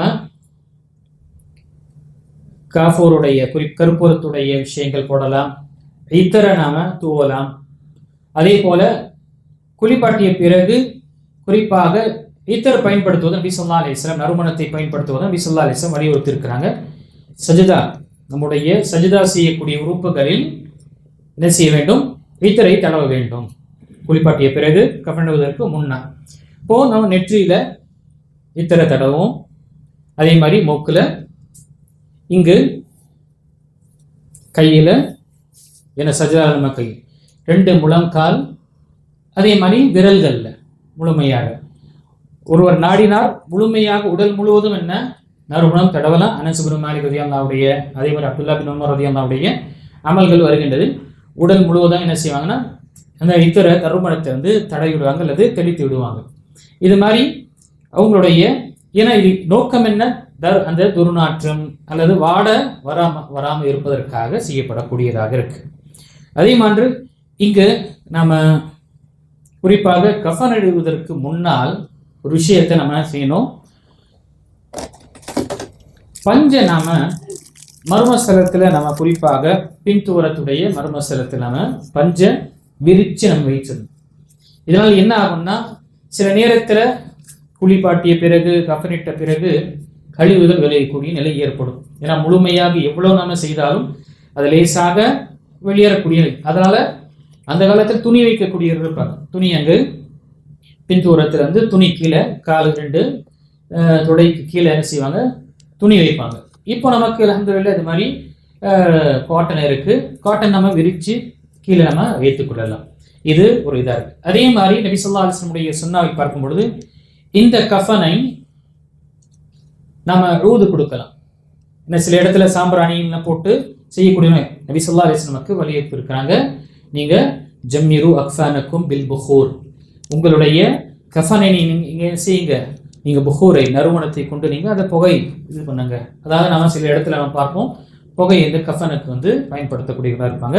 ஊது இந்த சாம்பிராணியோ அல்லது நாம் பயன்படுத்தக்கூடிய மற்ற நறுமங்களை கொண்டு அந்த இந்த இதை கொண்டு என்ன செய்வாங்க? கஃபனை அதில் இந்த புகை ஊட்டுவாங்க. இது நபி ஸல்லல்லாஹு அலைஹி வஸல்லமுக்கு காண்பித்திருந்த ஒரு கஃபனுடைய ஒரு வழிமுறையாக இருக்கு. பெண்ணுக்கு அதிகப்படியாக நாம் பார்க்கும் பொழுது 5 துணி என்று சொல்லப்பட்டது. ஆனால் பொதுவாக உலமாக்கள் 5 துணி பயன்படுத்தலாம் என்ற ஒரு தடையும் இல்லை என்று தெரியப்படுத்துறாங்க. அதனால அதுதான் நமக்கு பழக்கமாக இருக்கு. ஆனால் ஆதாரபூர்வமாக நமக்கு எங்குமே இது மாதிரி ஒரு இது வரக்கூடிய ஹதீசுகள்ல சில கருத்துகள் இருக்கின்றது என்று தெரியப்படுத்துறாங்க. ஆனால் உலமாக்கள் பெண்ணுக்கு அதிகமான ஒரு ஆடை தேவைப்படுவதனால இதை மாதிரி நம்ம செய்து கொள்வது என்று இருக்கு. இப்போ பெண்ணுக்கு அதிகமாக நாம் பார்க்கும் பொழுது அவங்களுடைய முடியுடைய விஷயங்கள் 3 ஜத மாதிரி 3 பகுதியாக பிரித்து அவங்க பின்னாடி உங்களுடைய கழுத்துக்கு பின்னாடி வைத்து விடுவாங்க. 3 அவங்களுடைய முடியுடைய 3 பாகமாக செய்து வலது பக்கம் இடது பக்கம் இப்படி அவங்களுக்கு ஜதை போடுறாங்க. அது மாதிரி செய்து கீழே உங்களுடைய பின்னாடி முதுகு பின்னாடி அவங்க வைத்து விடுவாங்க. இது நபி ஸல்லல்லாஹு அலைஹி வஸல்லம் தன்னுடைய மகள் ஜைனப் ரலியல்லாஹு அவங்க மௌத்தாகும் பொழுது நபி ஸல்லல்லாஹு அலைஹி வஸல்லம் வெளியே இருந்து ஒவ்வொரு இன்ஸ்ட்ரக்ஷன் கொடுத்துட்டு இருப்பாங்க. நபி ஸல்லல்லாஹு அலைஹி வஸல்லம் வெளியே இருந்து குளிப்பாட்டக்கூடிய அந்த இடத்துலேருந்து கொஞ்சம் இங்கிருந்து நபி ஸல்லல்லாஹு அலைஹி வஸல்லம் இப்படி செய்யுங்க என்று சொல்லுவாங்க. அது நபி ஸல்லல்லாஹு அலைஹி வஸல்லம் தன்னுடைய மகளுக்கு அங்கே குளிப்பாட்டக்கூடிய இடத்துல இவங்களுக்கு என்ன செய்யுங்க? உங்களுடைய முடிய 3 ஜதையாக நீங்க அமைத்து அதை பின்னாடியும் போட்டுருங்க என்று நபி ஸல்லல்லாஹு அலைஹி வஸல்லம் தெரியப்படுத்தினாங்க. அதே போன்று நம்ம குளிப்பாட்டும் பொழுது குளிப்பாட்டக்கூடியவர் நினைவு கொள்ள வேண்டும், எந்த அளவுக்கு சிறப்பான முறையில் குளிப்பாட்ட முடியுமோ அழகான முறையில் நம்ம குளிப்பாட்டும். அதே மாதிரி கஃனிடக்கூடியவரும் என்ன சிறந்த கஃனை நாம தேர்ந்தெடுப்பது. சிறந்த கஃன் என்பது விலை மதிப்புள்ளது கிடையாது. சுத்தமாக இருக்கக்கூடிய வெள்ளை ஆடை வந்து சிறந்ததாக இருக்கின்றது. முஸ்லிம்களுக்கு அல்லாஹ் தஆலா உடைய அடியார்களுக்கு வெள்ளை நிறம் என்பது நமக்கு நபி ஸல்லல்லாஹு அலைஹி வஸல்லமுக்கு வலியுறுத்தியிருக்கிறாங்க, ஊக்குவித்திருக்கிறாங்க. அதனால தான் பொதுவாக பயன்படுத்தப்படுது. இல்ல ஒரு இடத்துல இல்லவே இல்லை என்றால் நமக்கு வேறு ஒரு நிறத்தை கொண்டும் நாம செய்யலாம், எந்த ஒரு தடையும் இல்லை. ஆனால் ஒருவர் இது நடக்குது, ஏன் இங்க பதிவு செய்யறேன், ஒரு என்ன செய்வாருன்னா இந்த காவி ஆடைனா தேர்ந்தெடுப்பான், பச்சை ஆடையை தேர்ந்தெடுப்பான். ஏன்னா அந்த இவங்க அம்பீருடைய பையத் செஞ்சிருக்கேன், அவர் இந்த நக்ஷபந்தியுடைய இதில் இருக்கிற, அதனால நான் இந்த காவிகள் எடுத்துக்கிறேன், அல்லது நான் சிகப்பு கல்லை எடுத்துக்கிறேன், பச்சை கல்லை எடுத்து, இது மாதிரி ஒரு நிலை இருக்கு. இது தவறானது. எந்த அளவுக்குனா சிலர் உம்ராவுக்கு வரும்பொழுது அந்த ஆடையை அணிந்துட்டு வராங்க. அல்லாஹ் அக்பர். மஸ்ஜித் நபவிக்கு செல்லும் பொழுது பச்சை ஆடை அணிஞ்சிட்டு வராங்க. ஏன் கேட்டால் நான் அவருடைய பையத் செஞ்சிருக்கேன். அஸ்தக்ஃபிருல்லாஹ் வதூபு இலைஹ். எவ்வளோ பெரிய ஒரு வழிகேட்டுடைய நிலை பாருங்க.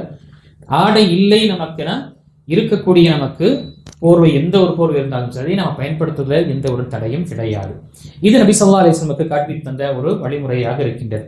இப்போ நாம கஃனிடக்கூடிய விஷயத்துல அவங்களுடைய குறிப்பாக சில நேரத்துல தேவையில்லாத முடிகள் அகற்றப்படக்கூடிய நிலை இருக்கும், நகங்கள் அகற்றப்படக்கூடிய நிலை இருக்கும்.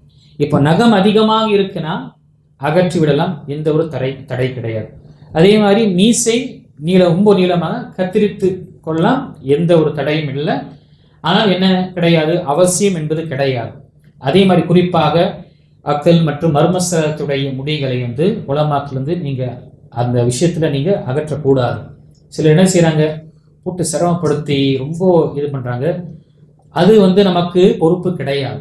அந்த நபர் என்ன செய்திருக்கணும், ஹயாத்தாக இருக்கும் பொழுது தன்னை சுத்தப்படுத்தி கொண்டு நிலை இருக்கணும். இப்பொழுது என்ன ஆகும் என்று தெரியாது. அந்த ஒரு நிலையில தன்னுடைய மர்மஸ்தலமும் அதே போல அகற்றக்கூடிய அந்த முடிகளை அகற்றி நிலை இருக்கும். இங்கு மக்கள் சிரமம் என்ன செய்யறாங்க, போயிட்டு சிரமப்படுத்தி அகற்றக்கூடிய நிலையில காயப்படுத்துறதும் அதனால வெட்டுப்படக்கூடிய நிலை எல்லாம் ஏற்படுது. இதுக்கு உலமா குறிப்பாக ஷேக் அப்துல் ரஸாக் அல் பத்ர் ஹஃபிதுல்லாஹ் தன்னுடைய இந்த விளக்குரையில தெரியப்படுத்தும் பொழுதும், அதே மாதிரி ஷேக் பின் பாஸ் ரஹிமஹுல்லாஹ் அந்த விஷயத்துல நம்ம செய்யக்கூடாது, அதை நீங்க தவிர்த்துக் கொள்ளுங்க.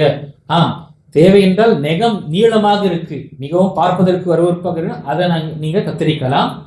அதே மாதிரி மீசை மிக நீளமாக ஆயிடுச்சுன்னா அதையும் நீங்க கத்திரிப்பது என்பது அனுமதிக்கப்பட்டது. ஆனால் மற்ற விஷயங்கள் நீங்க அதை அகற்றுவது நீங்க யோசிக்கக்கூடியதாக இருக்கும் என்று அவங்க அந்த விஷயத்தை நீங்க தொடாதீங்க. ஏனென்றால் ஒரு முஃமினுடைய கண்ணிய உடைய அந்த மானத்துடைய விஷயத்தை நீங்க இந்த விஷயத்துல நீங்க விட்டுருங்க. அல்லாஹ் தஆலா அவருக்கு மன்னிக்கக்கூடியவனாக இருக்கிறாங்க. அதே மாதிரி அக்கல்ல பொதுவாக என்ன செய்வாங்க, காஃபோரோ அல்லது நறுமணமான சில விஷயங்கள், சில பவுடர் என்ன செய்வாங்க பயன்படுத்துவாங்க பொதுவாக. ஏன்னா இந்த வாடைகள் வரக்கூடாது என்பதற்காக. அது இல்லைன்னா கூட நமக்கு எந்த ஒரு பிரச்சனையும் கிடையாது.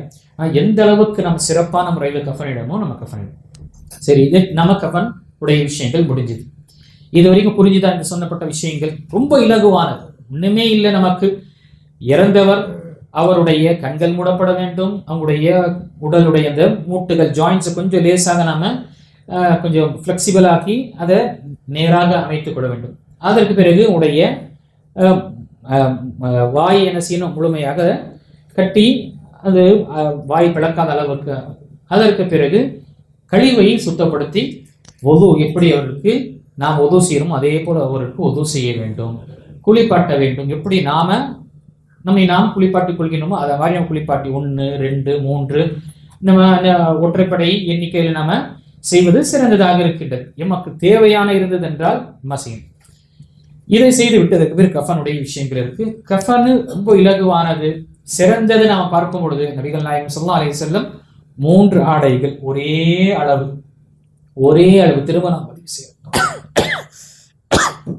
ஒரே ஆடை தான் 3, அந்த ஒரே அளவு தான் 3 ஆடைகள் நபி ஸல்லல்லாஹு அலைஹி வஸல்லம் போர்வை போலங்க. 1 மூடிட்டு அடுத்து 2வது 3வது முடிச்சு மூடி என்ன செஞ்சாங்க, அது அடக்கம் செய்து விட்டார். இதுதான் நடந்த விஷயமாக இருக்கின்றது. உலமாக்கள் நமக்கு சில இடத்துல இந்த மாதிரி இசார குறிப்பாக கைலி போல அணிவதும் அதே போல கமீசுடைய விஷயங்கள் என்று அனுமதிக்கப்பட்டது என்று சொல்றாங்க. அவ்வல் என்று பார்க்கும் பொழுது 3 ஆடையாக இருக்கின்றது. தவறாக புரிந்து கொள்ள வேண்டாம். என்ன 3 ஆடையோ அல்லது அந்த தனித்தனியாக கமீசு இசார் என்று வைப்பது தவறு என்று இல்லை, உலமாக்கள் அனுமதிக்கிறாங்க. ஆனால் அவ்வல் என்று பார்த்தால் நமக்கு 3 ஆடை சஹூலியா 3ம் ஒரே அளவுக்கு தான் இருந்தது. மிக இலகுவான ஒரு விஷயமாக இருக்கின்றது. அந்த அடிப்படையில் பெண்களுக்கு அதிகமான 2 ஆடைகள் இருக்கும். அதுவும் என்ன, சில உலமாக்கள் குறிப்பாக உலமாக்களுடைய அந்த கருத்தின் அடிப்படையில் இருக்கு. இது நாம நல்லடக்கம் நம்ம கஃனிட்ட பிறகு குறிப்பாக நம்ம தொழுகை நிறைவேற்றும் பொழுது கணிச்சுக்குரிய எல்லா அடியார்களே இந்த விஷயத்தை ரொம்ப நம்ம ஒரு இதா இருக்கிறோம். பெண்கள் அவர்களுக்கு ஜனாதா தொழுகையை நம்ம என்ன செய்யறோம், அப்படியே புறக்கணிச்சிடும். யோசிச்சு பாருங்க, அல்லாஹ் அவங்களுடைய குடும்பத்தை உடல் ஆரோக்கியத்தில் நீண்ட வாழ்க்கையை கொடுத்து ஈமானுடைய நிலையை வைப்பானாக. உங்களுடைய பெண், உங்களுடைய மகள், உங்களுடைய மனைவி, உங்களுடைய தாய் ஒரு ஆலிமாவாக படிச்சிருக்காங்க. ஆலிமா இல்லைன்னா அந்த ஜனாசாவுடைய தொழுகையுடைய முறையும் அந்த துவாவையும் மனப்பாடம் செய்திருக்கிறாங்க. ஆனால் அவங்களுடைய நாம மௌத்தாரோம், நம்முடைய குழந்தை மகள், ஒரே மகள் தான் இருக்குன்னு நினைச்சிங்க, அல்லது பெண் பிள்ளை தான் இருக்கு, யாருமே இல்லை என்றால் யோசிச்சு பாருங்க, ஒரு தகப்பனுடைய தாயுடைய ஜனாசாவுடைய தொழுகையும் தொழ முடியாத அளவுக்கு நம்முடைய பெண்களை ஆக்கியிருக்கிறோம். இது ஒரு நிலை. வாய்ப்பு இருந்ததுன்னா பள்ளிவாசல்ல ஏற்பாடு இருக்கா, பெண்களுக்கு தனி இருக்கு, அல்ஹம்துலில்லாஹ் வரலாம், எந்த ஒரு தடையும் இல்லை. இல்லை அவங்களுக்கு வீட்டில், குறிப்பாக வீட்டில் பெண்களுக்கு என்று ஒரு ஆண் அங்கே இருக்கக்கூடிய ஒரு வீட்டில் பொறுப்புதாரியாக இருக்கக்கூடியவங்க அல்லது ஒரு ஆண் என்ன செய்யணும், பெண்களுக்காக ஜனாதா தொழுகை நிறைவேற்ற வேண்டும். இதுவும் இங்கே பதிவு செய்கிறேன்.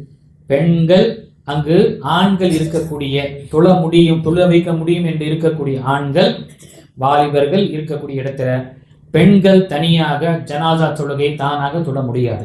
இதை நினைவு கொள்ளும். ஏன்னா சில இடத்துல நடக்குது, பெண்கள் ஜனாதா தொழுகிறாங்க. அது எங்கு, அது ஆணுக்கும் பெண்கள் ஜனாதா தொழுகலாம்.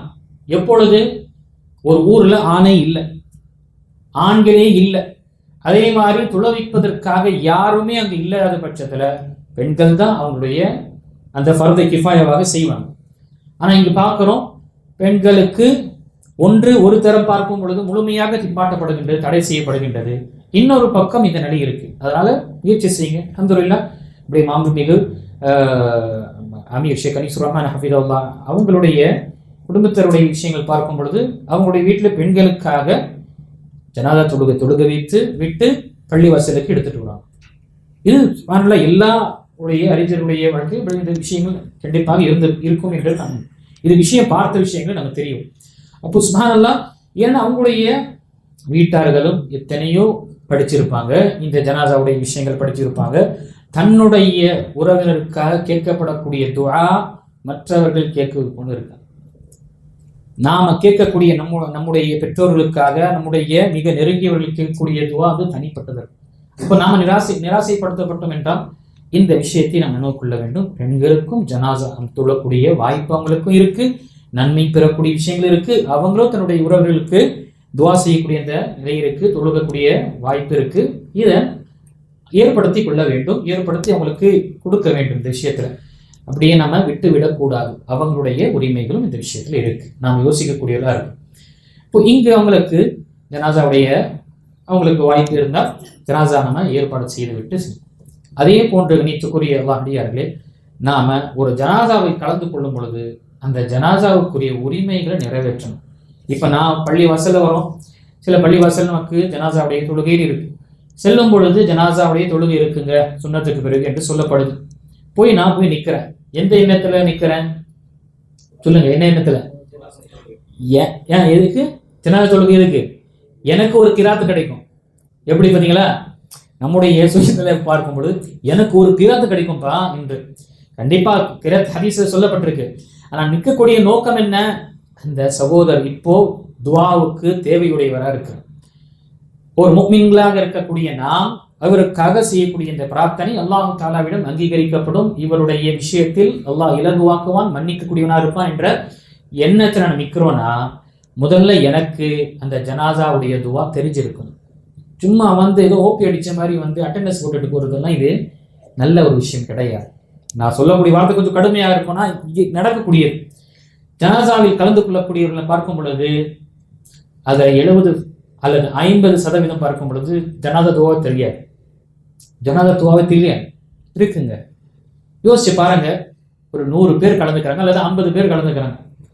அதுல 30 பேருக்கு இந்த ஜனாதத்துடைய இதே தெரியாது. ஏதோ வர்றாங்க, நிற்கிறாங்க, அல்லாஹ் அக்பர் அல்லாஹ் அக்பர்னு சொல்றாங்க, முடிஞ்சது, கிளம்பிட்டாங்க. அவர் என்ன நினைக்கிறேன், எனக்கு ஒரு கிராத்தை கிடைச்சிருச்சு. எந்த விஷயத்துல கிடைச்சது? வந்து நின்று என்ன செஞ்ச?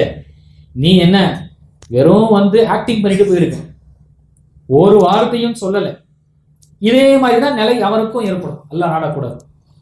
யாருடைய ஜனாசா நாம் கலந்து கொள்கின்றோமோ அவருக்காக நம்ம துவா செய்யல அல்லது எனக்கு தெரியலன்னா அல்லாஹ் பாதுகாக்க வேண்டும். ஏன் ஜனாசாலும் இது மாதிரி கூட்டம் வரும். எப்படிப்பட்ட கூட்டம்? ஒண்ணுமே தெரியாம சும்மா வந்துட்டு நான் வந்து இருந்துட்டு போன பார்த்தீங்களா, அது மாதிரி ஒரு கூட்டம் இருக்கும். கிராத் ஒன்று கிடைக்கும். அப்போ நோக்கம் கணித்துக்குரிய அல்லாஹ் நடிகார்கள், பெரியோர்களே, வாலிபர்களே, தாய்மார்கள், நோக்கம் என்பது என்ன? நாம அவருக்காக பிரார்த்தனை செய்யணும். அல்லாஹ் எங்களுடைய பரிந்துரை ஏற்றுக்கொள்வான். அப்ப அந்த பரிந்துரைக்கான துஆ நாம் கற்றுக்கொள்ளணும். சேலரி இன்க்ரிமெண்ட் கொடுக்கப்படுதுன்னா என்ன செய்யலாம்? அவன் புது லாங்குவேஜும் கற்றுக்கொள்றானா இல்லையா? ஏதாவது இன்க்ரிமெண்ட்னா ஏதோ இது சரி, அப்கிரேட் செய்ய உங்களுடைய எஜுகேஷன், ஐடியில் உனக்கு ஹைக் ஆகும், செய்யறேன், எல்லாமே நம்ம செய்யறோம். ஆனா நமக்கு அல்லாஹ் அக்பர் ஜனாசாவுடைய குறிப்பாக தொழுகையுடைய விஷயங்களும் தெரியல, அல்லது தெரிஞ்சா அது வெளிப்படையாக தான் சும்மா நம்ம செய்கை செய்கிறோம். ஆனால் துஆவுடைய விஷயங்கள் கேட்பது கிடையாது என்றால், நான் இது மாதிரி வந்து ஒவ்வொரு நேரத்திலும் நான் ஜனாதா நின்றேன்னா என் ஜனாதா எப்படி இருக்கும்? என்ன போல எத்தனையோ பேர் இருப்பாங்கல்ல. ஒரு மனிதன் யோசிச்சா நான் தான் இப்படி இருக்கிறான்னா அவன் அப்படிதான், நான் மட்டும்தான், மற்றவங்கலாம் தெரியும், எல்லாரும் இப்படிதான் நம்பிட்டு இருக்காங்க. உண்மையாக நான் சொல்லக்கூடிய விஷயம் இது. யோசிச்சு பாருங்க, நாம் வந்திருக்கக்கூடியவர்கள் எத்தனை பேருக்கு அந்த ஜனாதா தொழுகை தெரியும், அந்த துவா தெரியும் என்று பார்த்தால் ரொம்ப அரிதாக இருக்கும். அல்லது பெரிய மஜ்மால கேட்டோம் என்றால் குறைவாக தான். அவங்களுக்கு என்ன, இது சொன்ன போதும், அல்லாஹ் மக்ஃபிர் லஹு, அல்லாஹ் மக்ஃபிர் லஹு, அல்லாஹ் மக்ஃபிர் லஹு சொல்லுங்க என்று இமாம் சொல்லிட்டாங்க, அது போதும். இப்படிதான் நாம போதும் என்ற விஷயத்த, நாளைக்கு உங்க மையத்துல அதே மாதிரியா நாம போதும்னு சொல்லிட்டு வந்து நின்றான்னா நாம எந்த அடிப்படையில நமக்கு ஒரு இது துவா செய்யக்கூடியவர்களாக இருப்பாங்கன்னு நினைப்போம். எந்த ஜனாசாவில் 40 பேர்கள் தௌஹீதில் நிலையாக இருந்தவர்கள், இணை வைத்தலே அவர்கள் ஈடுபடாதவர்கள், வாழ்க்கையில ஷிர்கே செய்யாதவர்கள், அல்லாஹு தஆலா அவருடைய பரிந்துரை, அவருடைய துஆக்களை அந்த மையத்திற்கு அல்லாஹு தஆலா அங்கீகரிக்க ஏற்றுக்கொள்ளணும். சரியான ஹதீஸ்ல வரும். அல்லாஹ் யோசிச்சு பாருங்க, தௌஹீதுடைய விஷயங்கள் பாருங்க. நாம இந்த இஸ்லாத்திற்கு விட்டு உள்ள வர வேண்டும் என்றாலும் அந்த தௌஹீது தேவை. இந்த உலகத்தை விட்டு செல்ல வேண்டும் என்றாலும் தௌஹீது தேவை. இந்த உலகத்தில் செல்லக்கூடியவருக்கு பரிந்துரையாக நாம செய்ய வேண்டும் என்றால் நாம தௌஹீத்வாதிகளாக இருக்கணும். நாம இந்த இறைச்சத்துடைய விஷயத்துல நிலையாக இருக்கணும். அல்லாஹ் தஆலாவை வணங்கக்கூடிய விஷயத்துல இணை வைத்து விடக்கூடாது. அதனால்தான் சொல்லப்படுது, தோழமை, நாம ஃப்ரெண்ட்ஷிப் யாருடன் இருக்கணும்?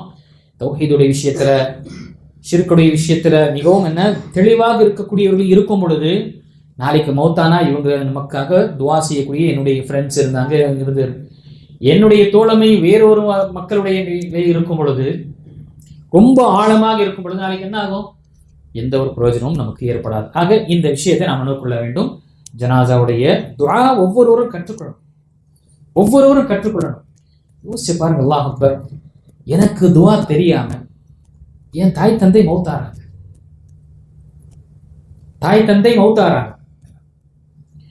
அவர்களுக்கு ஜனாதா தொழுகை வைக்கணும், எனக்கு தெரியல, நான் பதட்டப்படுறேன். அங்கு என்னுடைய உறவினர்கள், நீ தான்ப்பா மகன், நீ தொழவை என்று சொல்றாங்க. எனக்கு என்னுடைய குறை என்ன எனக்கு தெரியும், எனக்கு தொழுகை வைக்க தெரியாது. பயந்து இல்லைங்க, இமாம் சபை செஞ்சு சொல்லுங்க, இல்ல அவரு சொல்லுங்க என்று செய்யணும். சரி, ஏன் தெரியல? சரி, பின்னாடி நிக்கிற நீ எந்த அடிப்படையில் நீ நிக்கிற? நீ என்ன துவா செய்ய போற?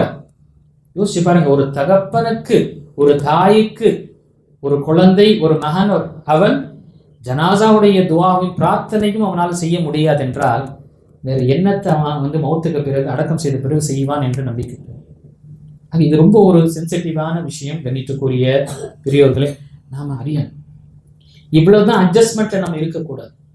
இதற்கு என்ன துவா இருக்கு, பொதுவாக என்ன துவா இருக்கு, பிரத்யேகமாக துவா என்ன இருக்கு, மௌத்தான சிறுவர்கள் மௌத்தாயிட்டாங்க என்ன துவா இருக்கு, அதை நம்ம சரி, இது நம்ம இந்த விஷயங்களை பார்க்கணும். துவா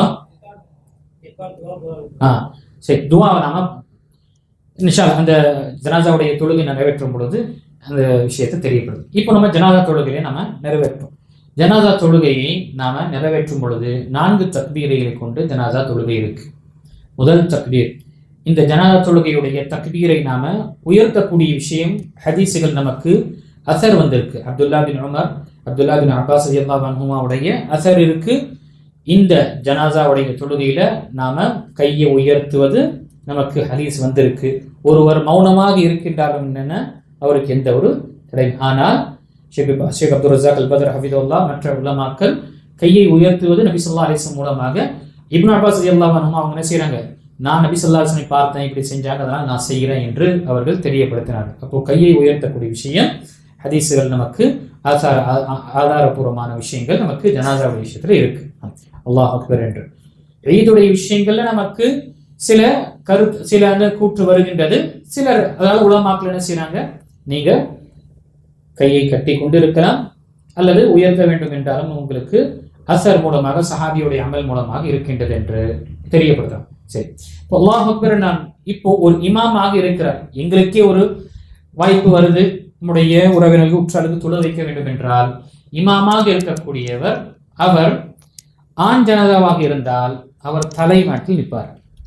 தலைக்கு பக்கம் அவங்க நிற்பாங்க.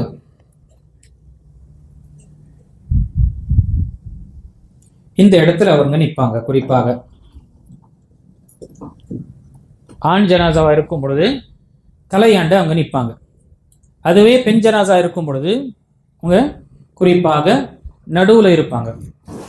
மார்பில் இருந்து வயிறு வரை இருக்கக்கூடிய இடத்துல பெண்களுக்காக அங்கே நிற்பாங்க. இது இருக்கக்கூடிய இடம் இமாமாக இருக்கக்கூடியவர் அல்லது தொழுக வைக்கிறார்னா அந்த விஷயத்துல நினைவுபடுங்க. அடுத்ததாக நாம ஜனாசாவில் நம்ம சஃப் செய்யறோம்னா சஃப் நமக்கு முழுமையான பிறகு சஃப் செய்யலாம். 1, 2, 3 அல்லது ஒற்றைப்பறை வைக்க வேண்டும் என்றாலும் அல்ஹம்துலில்லாஹ் எந்த அளவுக்கு சஃப்புகளோ மக்கள் அதிகமாக இருப்பார்களோ அல்லாஹ் தஆலா அவர்களுடைய பிரார்த்தனை ஒரு பரிந்துரையாக சிபாரிசாக ஆகக்கூடியதாக இருக்கும். அந்த அடிப்படையில் தான் நாம் பார்க்குறோம் சில பள்ளிவாசல்ல ஒற்றைப்படை எண்களாக வைங்க என்று சொல்றாங்க. அது நமக்கு இருந்தால் அல்ஹம்துலில்லாஹ், இல்லைன்னா எப்படி நமக்கு வசதி இருக்கோ அந்த மாதிரி நாம செய்து கொள்ள வேண்டும். சரி, இப்போ நம்ம ஜனாசாவுடைய தொழுகைகளை சொல்லுவோம். 4 தக்பீர்ல முதல் தக்பீர் நம்ம சூரத்துல் ஃபாத்திஹா ஓதும். ஏன்னா நமக்கு துவக்கக்கூடிய அந்த துவா நம்ம இல்லை, அல்லாஹும்ம பைத் பைனியோ அல்லது இன்னி வஜ்ஹதோ அல்லது சுப்ஹானக்கல்லாஹும்ம வபிஹம்திக வ தபாரக இஸ்முக என்ற சனா கிடையாது. ஏன்னா இது முழுக்க இந்த மையத்திற்காக செய்யக்கூடிய துவா பிரார்த்தனை. அதனால அங்கு நமக்கு இந்த துவக்கக்கூடிய துவா தேவையில்லை. இல்லை, அப்போ சூரத்துல் ஃபாத்திஹா நாம அல்லாஹ் அக்பர் என்று நாம கட்டிய பிறகு அஊது பில்லாஹி மினஷ் ஷைத்தானிர் ரஜீம், பிஸ்மில்லாஹிர் ரஹ்மானிர் ரஹீம், அல்ஹம்துலில்லாஹி ரப்பில் ஆலமீன், அர்ரஹ்மானிர் ரஹீம், மாலிகி யௌமித்தீன், இய்யாக நஅ்புது வ இய்யாக நஸ்தஈன், இஹ்தினஸ் ஸிராத்தல் முஸ்தகீம், ஸிராத்தல் லதீன அன்அம்த அலைஹிம் கைரில் மக்தூபி அலைஹிம் வலத்தால்லீன், ஆமீன். இதற்கு பிறகு சின்ன துணை சூரா அல்லது 2-3 வசனங்களை ஓதுவது என்பதும் நமக்கு அனுமதிக்கப்பட்டதாக இருக்கு. அதை நமக்கு உலமாக்கள் தெரியப்படுத்துறாங்க. பிஸ்மில்லாஹிர் ரஹ்மானிர் ரஹீம் இடம் வாய்ப்பு இருந்தது என்றார். ஏன்னா இல்லைன்னா பொதுவாக என்ன இருக்குல்ல, புல்லட் ஸ்பீட்ல போயிடுவாங்க, பார்க்குறோமா இல்லையா. அதற்கு பிறகு நாம 1 துணை சூறாவோ அல்லது 2-3 வசனங்கள் நமக்கு இருந்ததுன்னா அடுத்த தக்பீருக்கு போகும் வரை அடுத்ததாக அல்லாஹ் அக்பர், اللهم صل على محمد وعلى آل محمد كما صليت على إبراهيم وعلى آل إبراهيم إنك حميد مجيد اللهم بارك على محمد وعلى آل محمد كما باركت على إبراهيم وعلى آل إبراهيم إنك حميد مجيد. மூன்றாவது அல்லாஹ் அக்பர். இதற்கு பிறகு நமக்கு துவா. நபி ஸல்லல்லாஹு அலைஹி வஸல்லம் பொதுவான ஒரு துவாவும் பிரத்யேகமான மையத்திற்கான துவாவும் சொல்லி இருக்கிறாங்க. இப்போ நாம பொதுவான துவாவை நம்ம பார்க்கணும். اللهم اغفر لحينا وميتنا وشاهدنا وغائبنا وذكرنا وأنثانا وصغيرنا وكبيرنا اللهم من أحييته منا فأحيه على الإيمان ومن توفيته منا فتوفه على من أحييته منا فأحيه على الإسلام ومن توفيته منا فتوفه على الإيمان. அதற்கு பிறகு நமக்கு பிரத்யேகமான ஒரு துஆ இருக்கு. اللهم اغفر له وارحمه وعافيه واعف عنه واكرم نزله ووسع مدخله واغسله بالماء والثلج والبرد ونقه من الخطايا كما ينقى الثوب الأبيض من الدنس. اللهم أبدل دارا خيرا من داره وزوجا خيرا من زوجه وأهلا خيرا من أهله. اللهم أدخله الجنة وأعيذه من عذاب النار ومن عذاب القبر. اللهم لا تحرمنا أجره ولا تضلنا بعده. இது நமக்கு துஆ கற்றுத்தரப்பட்டது. இதுல நமக்கு ஒரு துஆ, நமக்கு பொதுவான துஆ நாம் படிக்கும் பொழுது எல்லாமே உயிரோடு இருக்கக்கூடியவருக்கு, மௌத்தானவருக்கு, சிறுவருக்கு, பெரியவருக்கு, ஆணுக்கு, பெண்ணுக்கு, இங்கு ஆஜராக இருக்கக்கூடியவர், மறைவாக இருக்கக்கூடிய எல்லாருக்கும் அந்த துஆ, அதுல மன்னிப்பை நாம பெறுகின்றோம். பிரத்யேகமாக இந்த மனிதருக்காக நாம கேட்கக்கூடிய துஆ ஆணாக இருந்தால் நமக்கு புரியும் என்றால், ஆணாக இருக்கக்கூடியவருக்கு அல்லாஹும்ம ஃபிர் லஹு, ஹூ என்ற அந்த வார்த்தை வரும்.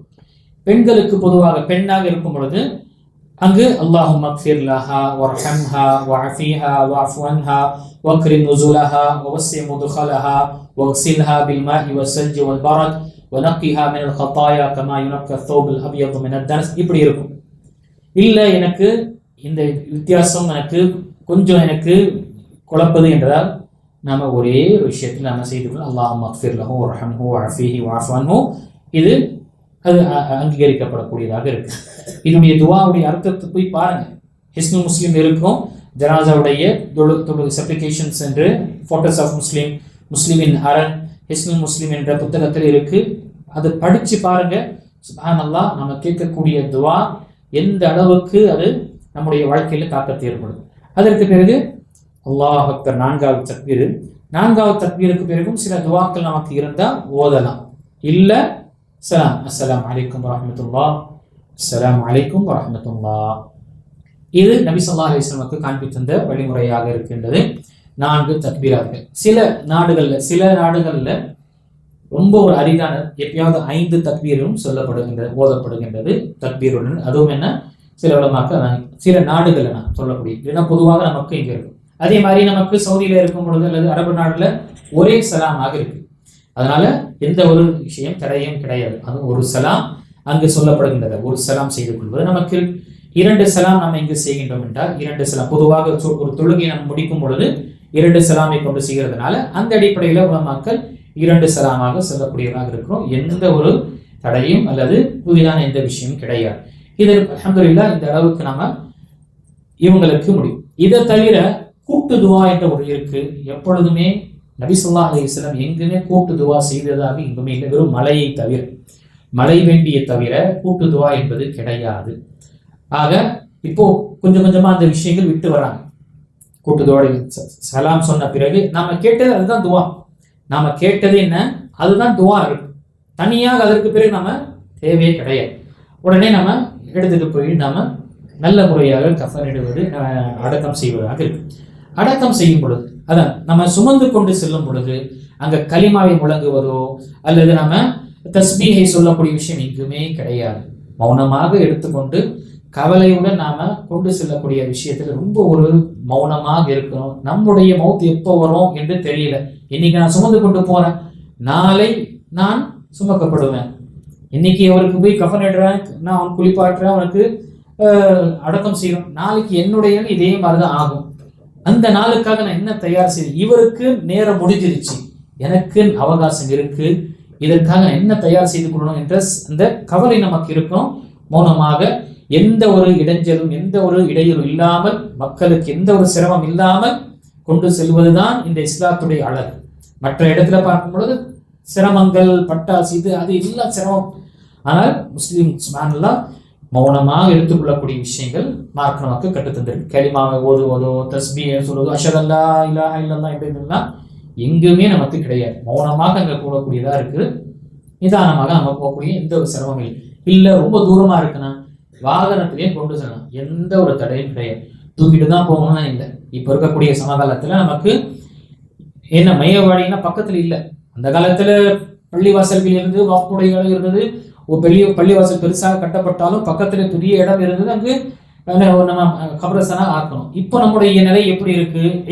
ஈது தொழக்கூடிய விஷயத்தை நமக்கு திடல் கிடையாது, ரொம்ப ஒரு அரிதாக இருக்கு. இப்படிப்பட்ட நிலையில தூரமாக இருக்குன்னா நாம வாகனத்துல போவது எந்த ஒரு தடையும் கிடையாது, அது எந்த ஒரு நமக்கு தடையும் கிடையாது. அங்க சென்ற பிறகு நாம இறக்கும் பொழுது உள்ள நம்ம போகக்கூடிய கபரஸ்தானுக்கு நாம செல்கின்றோம் என்றால் நாம சலாம், அங்க இருக்கக்கூடிய மௌத்தாக்களுக்கு சலாம் சொல்லணும். அது நம்ம செய்வது கிடையாது. அப்படியே பேசிட்டே போம், அங்க கூட பிசினஸ் பேச்சு எடுப்போம். அங்கேயும் ஒரு சிரிப்பு ஒரு கேள்வி செய்துட்டு அப்படியே பேசக்கூடிய அங்கு செல்லக்கூடிய இடம் நபி ஸல்லல்லாஹு அலைஹி வஸல்லம் ஏன் நீங்க கபரஸ்தானை நீங்க என்ன செய்யுங்க, போய் சந்திங்க, போய் பாருங்க என்று ஏன் சொன்னாங்க? ஃபைன்னா துதக்கிருல் ஆகிரா, உங்களுக்கு மறுமையை நினைவுபடுத்தும். ஆனா நம்ம போகக்கூடிய இடம் கபரஸ்தான் மையவாடியா தான் இருக்கு. போகக்கூடிய முறை என்ன? ஏதோ பிக்னிக், ஏதோ ஒரு சும்மா அப்படியே போயிட்டு வர மாதிரி இருக்கு. அப்படி இருக்கக்கூடாது, மாறாக மௌனமாக இருக்க வேண்டும், கவலை கொள்ள வேண்டும். உள்ள நம்ம போறோம், நாளைக்கு இந்த இடத்த நான் கொண்டு வரோம். இந்த மாதிரி எந்த இடத்துல நம்ம மௌத்தாரமோ அந்த இடத்துலயா இல்லை வேற எந்த இடத்துல நம்ம அடக்கம் செய்வோம். ஆனா இந்த மாதிரி மிகவும் முழுமையாக அமைதியாக இருக்கக்கூடிய இடம், அங்க அமைதியாக தான் இருக்கும். வீண் விரயமான எந்த ஒரு பேச்சுகளை நம்ம அதிகமாக செய்யும். கவலை, மௌத்துடைய கவலையும் மறுமொழி கவலை தான் அங்க இருக்க வேண்டும். ஒவ்வொருவரும் தன்னை ஒரு கபர்ல இறக்கி உணரக்கூடிய அளவுக்கு நம்ம அப்போ எடுத்துட்டு போகும்போது துவா செய்து விட்டு அவர்களுக்கு அஸ்ஸலாமு அலைக்கும் அலா தியாரி மினல் முஃமினீன வல் முஸ்லிமீன் என்று அவர்களுக்காக அந்த துவாவை நாம சொல்லிவிட்டு அதற்கு பிறகு நாம அவங்களை இறக்கும் பொழுது நபி ஸல்லல்லாஹு அலைஹி வஸல்லம் ஹதீஸ், பிஸ்மில்லாஹ் வ அலா மில்லத்தி ரசூலில்லாஹ், மையத்தை நாம இறக்கும் பொழுது, ஜனாசாவை நாம இறக்கும் பொழுது பிஸ்மில்லாஹ் வ அலா மில்லத்தி ரசூலில்லாஹ் என்ற, அல்லது இன்னொரு அறிவிப்புல வ அலா சுன்னத்தி ரசூலில்லாஹ், அல்லாஹ்வுடைய பெயரை கொண்டிருந்த விஷயங்களை செய்கிறோம், நபி ஸல்லல்லாஹு அலைஹி வஸல்லம் வழிமுறை பிரகாரம் செய்கின்றோம் என்று நாம இறக்கிறோம். இறக்கும் பொழுது நாம இறக்கும் பொழுது இருவர்கள் இருப்பாங்க அங்க, அல்லது மூவர்கள், எப்படி இருக்கும் அப்படி நாம எடுத்து கீழே அப்படியே உட்காரணும். ஏன்னா எடுத்து கீழே போட முடியாது. பொதுவாக அங்கதான் பிரச்சனை நிறைய. எல்லாரும் என்ன செய்வாங்க, அங்கதான் இன்ஸ்ட்ரக்ஷன் ஆரம்பிப்பாங்க. அவன் செய்யக்கூடியவருக்கும் என்ன ஒரே பதட்டம் ஏற்படும். அதனால தெரிந்தவர் இறங்கட்டும், அவர் எப்படி செய்யறோம் செஞ்சிட்டு, இல்ல அவருடைய உறவினர்கள் யாராவது இருக்கிறாங்க, மகானாரு அவங்களுடைய சகோதரர் யாராவது இருக்கிறாங்க, அவர் இறங்கும் பொழுது ஒரே ஒருவர் என்ன செய்ய, அவருக்கு கைடன்ஸ் இன்ஸ்ட்ரக்ஷன் கொடுக்கட்டும். எல்லாருமே கொடுக்கும் பொழுது பதட்டம் வந்து ஏற்படும். அது விஷயத்தை நம்ம இறக்க பிறகு நம்ம நாட்டில் நம்ம பிறக்கும் பொழுது முடிச்சிடலாம். நாம வெட்டக்கூடிய கவர் பார்க்கும் பொழுது இது ஷக் கவர், இரண்டு வகையாக வெட்டப்படும். ஒன்று லஹது, இன்னொன்று ஷக். லஹத் என்பது அந்த எல் ஷேப்ல இருக்கும். பொதுவாக நமக்கு லேசாக கீழே நேராக வெட்டி கீழே வெட்டோம். இது பொதுவாக நமக்கு பாறைகள் கல் இருக்கக்கூடிய இந்த பிரதேசத்துல பொதுவாக இது மாதிரி ஏற்படும். அரபுல இப்படிதான் பொதுவாக லஹத் இருக்கும். நபிகள் நாயகம் ஸல்லல்லாஹு அலைஹி வஸல்லமுக்கும் லஹதுடைய கவர் தான் வெட்டப்பட்டது. அது லேசாக நம்ம இந்த எல் ஷேப்ல செய்து இந்த பகுதியில் என்ன செய்வாங்க, ஜனாசா வைத்து மேல ஒரு பலகையோ அல்லது கற்களோ பயன்படுத்தக்கூடிய கற்களோ அல்லது ஓடுகளோ அதை என்ன செய்வாங்க போட்டு மூடுவாங்க. அதற்கு பிறகுதான் மண்ணை வந்து போடக்கூடியது. நம்முடைய பார்க்கும் பொழுது ஷக் நேராக வெட்டக்கூடியது. ஏன்னா இந்த லஹது வெட்ட முடியாது. நம்முடைய மண் வந்து ரொம்ப விதமான மிகவும் என்ன மென்மையாக இருக்கும், அப்படி இறங்கிடும். அதனாலதான் இங்க நம்முடைய நாட்டில் பொதுவாக இது மாதிரி இடத்துல நம்ம செய்யணும். அப்படி நம்ம வெட்டும் பொழுது இறக்கிய பிறகு கிபிலாவை நோக்கி என்ன செய்யணும், அவங்களுடைய உடலை லேசாக மண்ணு கட்டி நம்ம சைடில் அவங்களுடைய முதுகுல நம்ம வைத்து லேசாக கிபிலாவை நோக்கியவாறு, அவருடைய முகம் கிபிலாவை நோக்கியவாறு நம்ம என்ன செய்யணும், வைத்து விட்டு அதற்கு பிறகு நாம என்ன செய்யணும், பாய இந்த கூரைப்பை இருக்கக்கூடிய பாய பாதி அளவு உள்ள கபருக்குள்ள நம்ம வைத்து விட்டு அதற்கு பிறகு விறகு கட்டைகளை நம்ம வைக்கிறோம். அந்த விறகு கட்டைகள் ஏன் வைக்கப்படுதுன்னா நேரடியாக மண்ணு உடல்ல விழ வேண்டாம் என்பதற்காக, ஒரு கண்ணியத்திற்காக நம்ம செய்யக்கூடியதாக இருக்கு. ஒவ்வொரு நாளிலும் அவங்களுடைய முறைகள் இருக்கும்.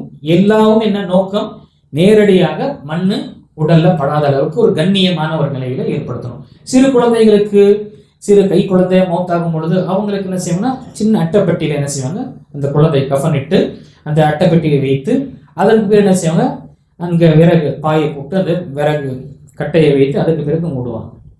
இது அந்த ஒரு உடலுக்கு கொடுக்கக்கூடிய ஒரு கண்ணியத்தின் அடிப்படை. எல்லாரும் வைத்த பிறகு அந்த பாய் மீதமுள்ள வெளியே இருக்கக்கூடிய அந்த பாயை முழுமையாக அதை இழுத்து காலில் நம்ம இழுத்து என்ன செய்வோம், அதை முழுமையாக மறையும் அளவில் ஆக்கிவிட்ட பிறகு அதற்கு பிறகு நாம மண்ணை நாம போடுவோம். நபி ஸல்லல்லாஹு அலைஹி வஸல்லம் ஹதீஸ் அல்லது அஸர் மூலமாக வருகின்றது. நபி ஸல்லல்லாஹு அலைஹி வஸல்லம் 3 கையளவு மண் எடுத்து போடக்கூடியவர்களாக இருப்பார்கள் என்று ஹதீஸ்கள் வருகின்றது.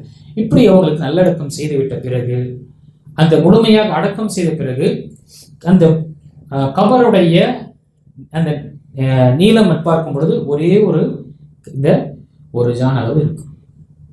ஒரே ஒரு ஜானுடைய அளவு.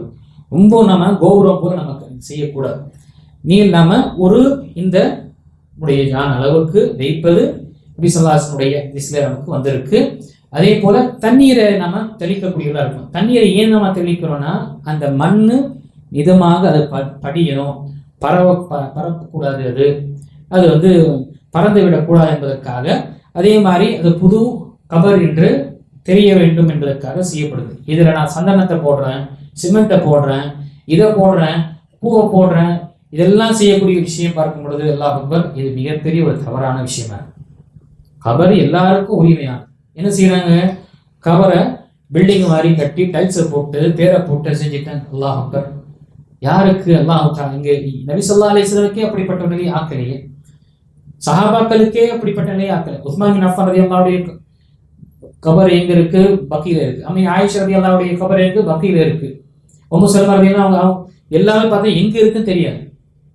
காலங்காலமாக தொண்டு தொட்டு அந்த மாணவர்கள், அறிஞர்கள் அவங்க அந்த இடத்துல இருக்கு என்று சொன்னாதான் அவங்களுக்கு தெரியும். இல்லைன்னா எந்த ஒரு அடையாளமும் இல்லை.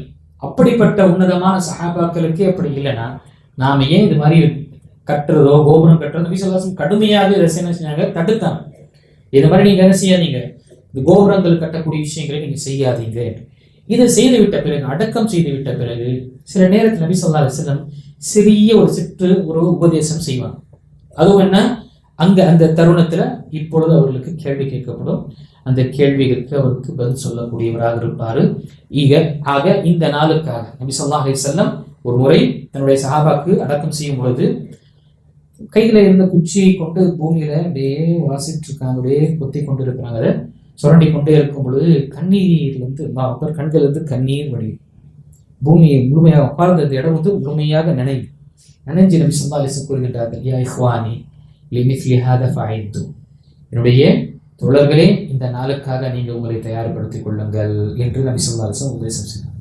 அதற்கு பிறகு இந்த நீண்ட ஹதீஸை பரா இப்னு ஆஸிப் ரலியல்லாஹு அன்ஹு முஸ்னத் அஹ்மதில் வரக்கூடிய அந்த ஹதீஸை, எப்படி கேள்விகள் கேட்கப்படும், எப்பொழுது மாணவர்கள் வருவார்கள், நாம 40 காலடி கடந்த பிறகு மாணவர்கள் முன்கர் வந்து கேள்விகளை கேட்பார்கள். அதற்கு பிறகு எல்லா விஷயங்கள் சொல்லப்பட்ட முஃமினுக்கு எப்படி ஆகும், முனாஃபிக்குக்கும் காஃபிருக்கும் முஷ்ரிக்கும் எப்படி ஆகும் என்ற விஷயங்கள் தெரியப்படுத்த நபி ஸல்லல்லாஹு அலைஹி வஸல்லம். இப்போ சின்ன ஒரு நினைவூட்டல் என்று நாம் அங்கே செய்வது ஒரு சொன்னதான ஒரு விஷயம் இருக்கு.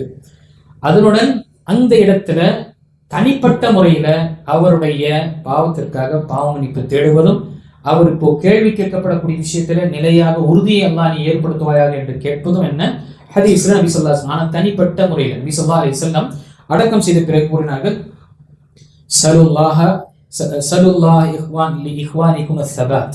உங்களுடைய சகோதரருக்கு அல்லாஹ்விடம் உறுதியை அல்லாஹ் தஆலா கொடுப்பானாக என்று கேளுங்க.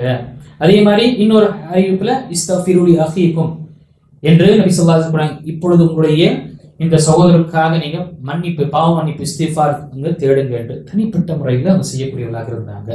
இது நம்ம திரும்பவும் இந்த கூட்டமாக செய்யக்கூடிய விஷயமே கிடையாது. நாம மனசால நம்ம கேட்கக்கூடிய துவா கணிக்கக்கூடிய எல்லா அதிகாரிகளே அங்கீகரிக்கப்படும். இந்த இமாம் வந்து கேட்டாரு, அந்த இமாம் வந்து கேட்டாரு என்றால் நான் என் தாய் தந்தைக்கு எவ்வளவு நான் மனம் இறங்கி அல்லாஹ்விடம் பிரார்த்தித்து கேட்பேனோ அந்த அளவுக்கு அல்லாஹ்விடம் அங்கீகரிக்கப்படும். நான் இன்னாரே அல்லது அவர்களை நம்ம அழைத்து விட்டு அவர் வந்து செஞ்சுட்டு போயிட்டா என்ன ஆயிடுப்போம்? அது இந்த விஷயத்தை நோக்கணும். கடைசியான விஷயத்தை நான் இங்கே தெரியப்படுத்துறேன். அடக்கம் செய்த பிறகு சில சகோதரர்கள் செய்ய ஓடி போயிட்டு இந்த கிளைகளை உடைச்சிட்டு வருவாங்க. இதுவும் நான் பார்க்குறோம். இந்த பச்சை கிளையை உடைச்சிட்டு வந்து இங்கே ஒரு நெட்டிட்டு காலில் ஒரு நெட்டுவாங்க. என்னன்னு பார்த்தா அது காலங்காலமாக தொட்டு நடந்து கொண்டிருக்கு. இது ஒரு சம்பவம். புகாரில் வரக்கூடிய ஹதீஸ்ல நபி ஸல்லல்லாஹு அலைஹி வஸல்லம் யாருக்காக வைத்தாங்க பாருங்க. நாம் எந்த எண்ணத்தில் வைக்கிறோம் பாருங்க. நபி ஸல்லல்லாஹு அலைஹி வஸல்லம் ஹதீஸ், புகாரில் வரக்கூடிய ஹதீஸ்ல நபி ஸல்லல்லாஹு அலைஹி வஸல்லம் 2 கபர்களும் முன்னால் கடந்து செல்கின்றார்கள். அல்லாஹ்வுடைய தூதர் ஸல்லல்லாஹு அலைஹி வஸல்லம் வஹி மூலமாக சொல்லப்படுகின்றது, வ இன்னஹுமா லா யுஅஸபான், இருவர்களும் தண்டிக்கப்படுகின்றார்கள், அதாபு கொடுக்கப்படுகின்றது. வமா யுஅஸிபானி மின் கபீர், இவர்கள் செய்த காரியம் இவங்க விலகி இருக்கலாம், அது பெரிய ஒரு விஷயம் கிடையாது. வலக்கின்னஹுமா கபீர், ஆனால் அல்லாஹ்விடம் இதனுடைய விளைவு என்பது பெரிதாக இருந்தது என்று சொல்லிட்டு, அம்மா ஒருவர் என்ன செய்தார், அவர் சிறுநீர் துளியை தன்னுடைய உடலில் இருந்து என்ன செய்வது கிடையாது, பாதுகாத்துக் கொள்வது கிடையாது, அலட்சியமாக சுத்தப்படுத்துவது கிடையாது. அல்லது சிறுநீர் துளி என்ன உடலில் படுகின்றது, ஆடையில் படுகின்ற விஷயத்துல அலட்சியமாக இருந்தார், அதுல கவனம் செலுத்தவில்லை, ஒரு கேர்லெஸ்ஸாக இருந்தார். ஒரு அதற்காக நான் தண்டிக்கப்படுகின்றார். இன்னொருத்தர் எம்ஷி பின் நமீமா, கோல் மூட்டக்கூடிய விஷயம், இங்க இருக்கக்கூடிய செய்தி அங்க இருக்கக்கூடிய செய்தி இங்க ஏற்படுத்தி மக்களுக்கு மத்தியில் விரோதத்தையும் பகைமையும் ஏற்படுத்தக்கூடியவனாக செய்யக்கூடியவனாக இருந்தான் அந்நமீமா. அதனால அவங்களுக்கு தண்டனை கொடுக்கப்படுது என்று சொல்லிவிட்டு நபி ஸல்லல்லாஹு அலைஹி வஸல்லம் கிடையை உடைச்சி 2 பேர் இடத்துல வைத்து என்ன செஞ்சாங்க, அல்லாஹ் தஆலாவிடம் நான் ஆதரவு வைக்கின்றேன், இருவர்களுக்கும் இது இந்த பச்சையாக இருக்கும் வரை இவர்களுடைய தண்டனை குறைவதற்காக நான் ஆதரவு வைக்கிறேன் என்று சொல்லி தெரியப்படுத்துறாங்க. காயாத வரை அல்லாஹ்விடம் நான் இதற்காக துவா செய்கிறேன். இவ்வளவுதான் செஞ்சாங்க நபி ஸல்லல்லாஹு அலைஹி வஸல்லம். இப்போ செஞ்சது யாருக்கு தண்டனை கொடுக்கப்படுது, யார் செய்தார்கள், அல்லாஹ்வுடைய தூதர் ஸல்லல்லாஹு அலைஹி வஸல்லம் செய்தார்கள்.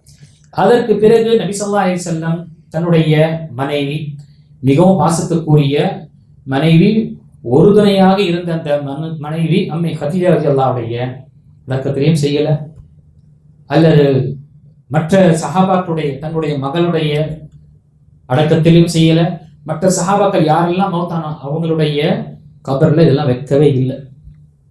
அப்போ அந்த காரியம் என்பது அது அவர்களுக்காக மட்டும்தான் இருந்தது. ஏன் வேதனை அதாவது கொடுக்கப்பட்டு கொண்டிருந்தார்கள். இரண்டாவது, இது அல்லாஹ்வுடைய தூதர் ஸல்லல்லாஹு அலைஹி வஸல்லம் அவராக செய்தார்கள் என்றால் அது அவருக்கு பிரத்யேகமானதுதான். அதான் நபி ஸல்லல்லாஹு அலைஹி வஸல்லம் என்ன செய்யல, தன்னுடைய சஹாபாக்களுக்கு சொல்லி கொடுக்கல. ஏன் சொல்லிக் கொடுக்கல என்றால் அது அவருக்கு தனிப்பட்ட ஒரு விஷயம். அல்லாஹ் தஆலா அவருக்கு தனிப்பட்ட ஒரு பரக்கத்தை ஏற்படுத்தும். அவர்கள் மூலமாக ஒரு ஸ்பெஷல் காஸ் என்று சொல்லக்கூடிய ஸ்பெஷல் விஷயம்.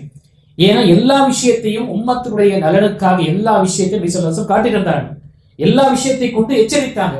ஆனால் தனக்கு என்று ஸ்பெஷலாக இருக்கக்கூடிய விஷயத்தை நபி ஸல்லல்லாஹு அலைஹி வஸல்லம் செய்யல, அதை நீங்க இது மாதிரி செய்யுங்க என்று சொல்ல. இதுக்கு எடுத்துக்காட்டும் இன்னொரு, இந்த உணவு பர்க்கத்து நிறையக்கூடிய அருள்வளம் ஏற்படும், சில நேரத்தில் பஞ்சம் ஏற்படும் பொழுது பயணத்துல அல்லாஹ்வுடைய தூதர் ஸல்லல்லாஹு அலைஹி வஸல்லம் என்ன செய்யும், உணவை எல்லாம் என்னென்ன இருக்கும், பெருஞ்சபலம் இது அது எல்லாத்தையும் கொண்டு வந்து நபி ஸல்லல்லாஹு அலைஹி வஸல்லம் துஆ செய்வாங்க. அதன் மூலமாக அந்த உணவு பெருக்கும். உணவுல நிறைய பரக்கத்து வரும். எல்லாருமே தன்னுடைய பாத்திரங்களை நிரப்பி விட்டாலும், உணவு உடல் அவருடைய வயிற்றை நிரப்பி விட்டாலும் இன்னும் அப்படியே இருக்கும். இப்படிப்பட்ட அதிசயங்கள் ஏற்பட்டது. நபி ஸல்லல்லாஹு அலைஹி வஸல்லம் ஒரு சம்பவத்தை உமர் ரலியல்லாஹு அன்ஹு அவர்கள் தெரியப்படுத்தினாங்க, இது மாதிரி நடந்திருக்கு. நபி ஸல்லல்லாஹு அலைஹி வஸல்லம் என்ன செய்யல, நான் என்ன ஓதுனேன் என்று தன்னுடைய உம்மத்திற்கு சொல்லல. ஏன்னா அது அவர்களுக்கு மட்டுமே ஸ்பெஷல். அப்போ இந்த இடத்துல செய்தது அல்லாஹ்வுடைய தூதர் ஸல்லல்லாஹு அலைஹி வஸல்லமுக்கான ஸ்பெஷல். அவங்களுக்கு வஹி மூலமாக சொல்லப்பட்டது, அவர்களுடைய பரிந்துரை மூலமாக குறையும்.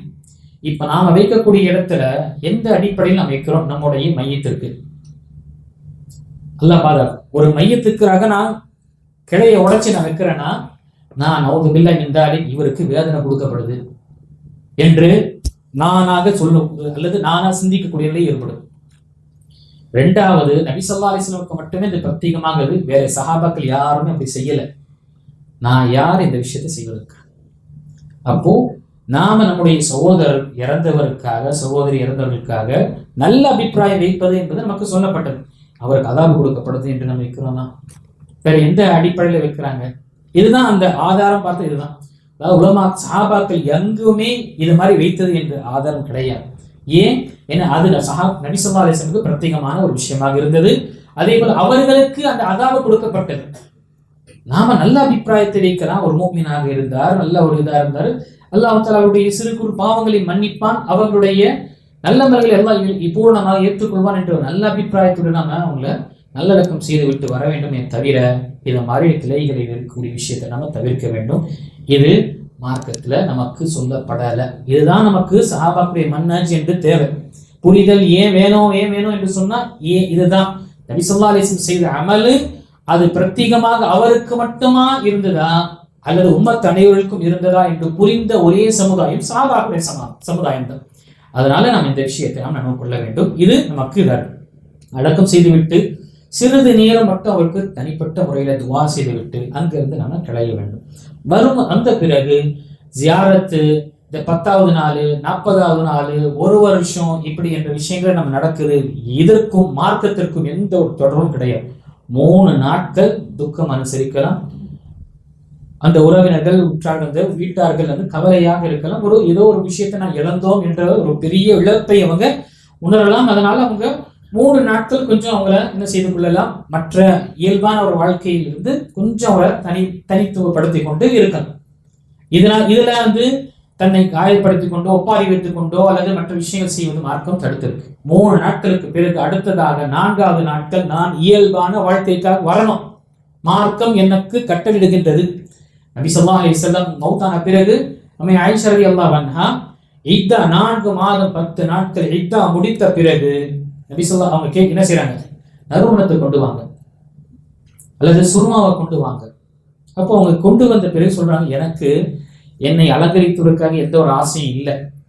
நான் ஏன் இதை கொண்டு வர சொன்னேன்னா எனக்கு இத்தா முடிஞ்சது, இத்தாவுக்கு பிறகு நான் இயல்பான வாழ்க்கையில வரேன் என்பதற்காகத்தான் இதை செய்யறேன். இல்லைன்னா எனக்கு எந்த ஒரு ஆசையும் கிடையாது என்னை அலங்கரித்துக் கொள்வதற்காக. அதே போல அவங்க வேற யாரும் திருமணம் முடிக்க முடியாது. எங்களுடைய தாய் உம்மஹாத்துல் முஃமினீன் அங்க ஒரே காரணம் ஏன் நான் இதை கேட்கிறேன்னா என்னுடைய இத்தாவிலிருந்து நான் இப்போ இயல்பான வாழ்க்கைக்கு வர என்பதற்காக பெண்களுக்கு காண்பிப்பதற்காக நான் செய்தேன் என்று தெரியப்படுத்தினாங்க. இது விஷயம். தனியாக 3 நாட்கள் தனியாக ஜியாரத் செய்யறது, குரான் காணி என்று சொல்லி குரானை ஓத வைத்து வீட்டுல கொண்டு வந்து இதுக்கும் எந்த ஒரு பிரயோஜனம் வராது. நீங்க செய்யக்கூடிய துவா அது அல்லாஹு தாலாவிடம் அங்கீகரிக்கப்படும். உங்களுடைய பெற்றோருக்காக, உங்களுடைய பிள்ளைகளுக்காக, உங்களுடைய உற்றாருக்காக, உறவினர்களுக்காக. தனியாக ஒருவர் இந்த மாதிரி நம்ம காசு கொடுத்து அல்லது இது மாதிரி விஷயத்தை செய்வது என்பதனால் எந்த ஒரு பிரயோஜனம் இல்லை. மாறாக அல்லாஹ்வுடைய கோபத்திற்கு தான் ஆளாகக்கூடியது. நான் இதுக்கு முன்னாடி இந்த ஜும்மாவில தெரியப்படுத்திருக்கேன். பித்அத் செய்வது என்பது கள்ள ஓட்ட அடிப்பது போல அல்லது கள்ள ஓட்ட விநியோகம் செய்வது போல. வார்த்தை கொஞ்சம் கடுமையாக இருக்கலாம்.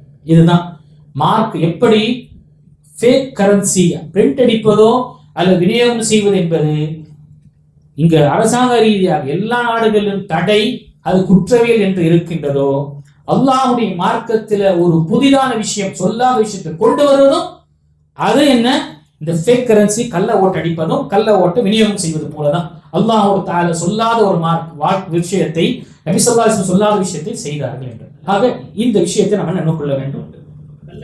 கள்ள நோட்டு, கள்ள ஓட்டும் சரி கள்ள நோட்டும் சரி எல்லாமே என்ன தவறு தானே, சரியா? இந்த விஷயத்துல நாம நினைவு கொள்ள வேண்டும். எப்பொழுதுமே ஒரு புதிதான விஷயம் வந்ததுன்னா அங்க நினைவு கொள்ளுங்க, கள்ள ஓட்டு இது மார்க்கத்துல இல்லைன்னா இல்ல. நபி ஸல்லல்லாஹு அலைஹி வஸல்லம் சொல்லாத விஷயம் நாம செய்யக்கூடாது, சஹாபாக்கள் செய்யாத விஷயம் நாம செய்யக்கூடாது. இந்த விஷயத்தை நம்ம அல்ஹம்துலில்லாஹ் இந்த அளவுக்கு நமக்கு அடக்கம் செய்யக்கூடிய விஷயங்கள் இருந்தது. ஒரு மனிதன் மரண தருவாயில் இருந்து கடைசியாக இதற்கு பிறகு அவருடைய கடனை நிறைவேற்றக்கூடிய விஷயம் பொறுப்பெடுத்தக்கூடியவர்களாக இருந்தால் அல்ஹம்துலில்லாஹ் பொறுப்பெடுத்துக் கொண்டு செய்வது என்பது ஒரு வலியுறுத்தக்கூடிய விஷயங்களாக இருக்கு. இல்ல அந்த உறவினரால அல்லது அந்த மகனாரால முடியாது என்றால் அவர்கள் மீது நிர்பந்திக்கக்கூடிய நிலையில மார்க்கம் என்ன செய்யல, அவர் நிர்பந்திக்கல. ஒருத்தர் கடன் வாங்கிட்டு மௌத்தாயிட்டாரு, முயற்சி செஞ்சாரு, கடன் வாங்கினாரு, ஆனால் முடியல, மௌத்தாயிட்டாரு.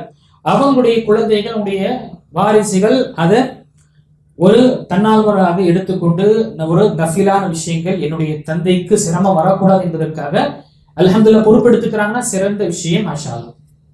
இல்ல அந்த அந்த மகனாருக்கு எந்த ஒரு வசதியும் அது கொடுக்க முடியாத ஒரு நிலை இருந்தா அவர் மீது என்ன கடமை கிடையாது.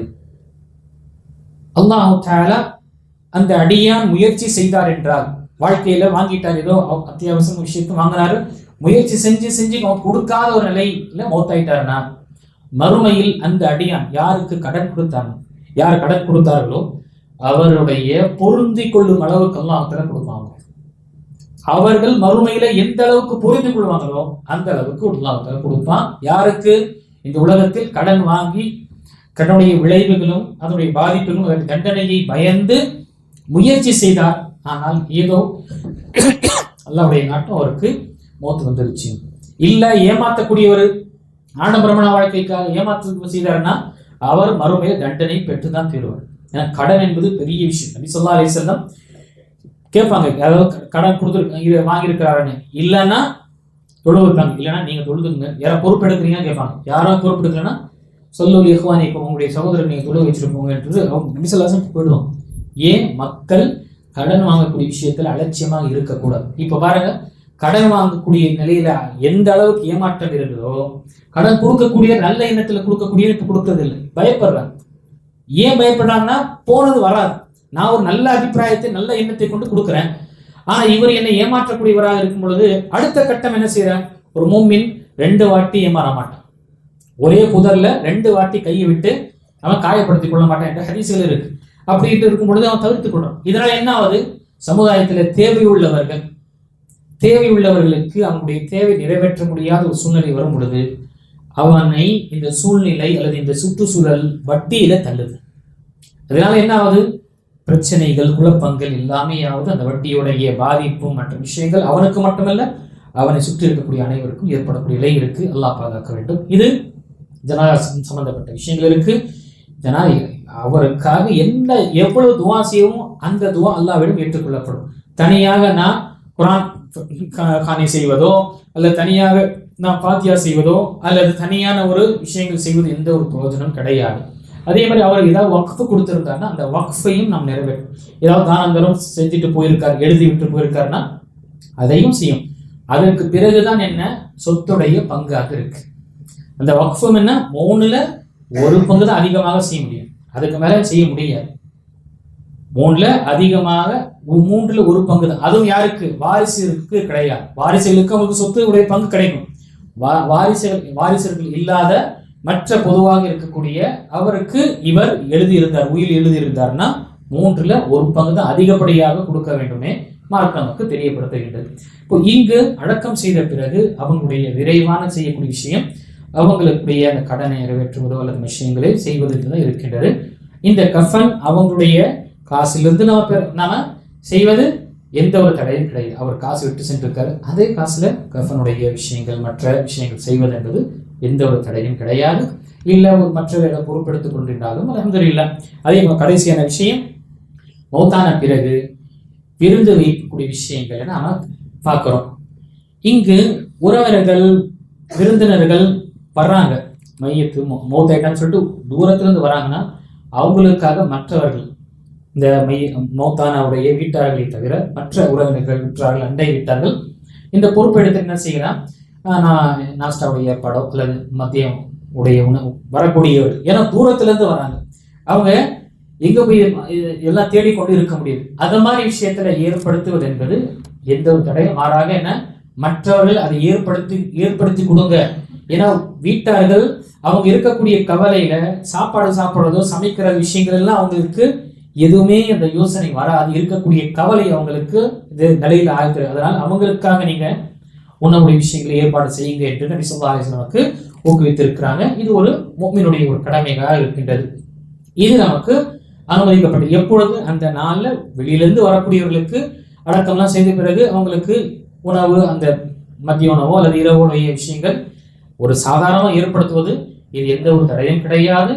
ஆனால் தனிப்பட்ட பிரத்யேகமாக 3 நாள் 10 நாள் 40 நாள்ல இது மாதிரி விஷயங்களை செய்வது தான் என்ன மார்க்கம் தடுத்திருக்கின்றது.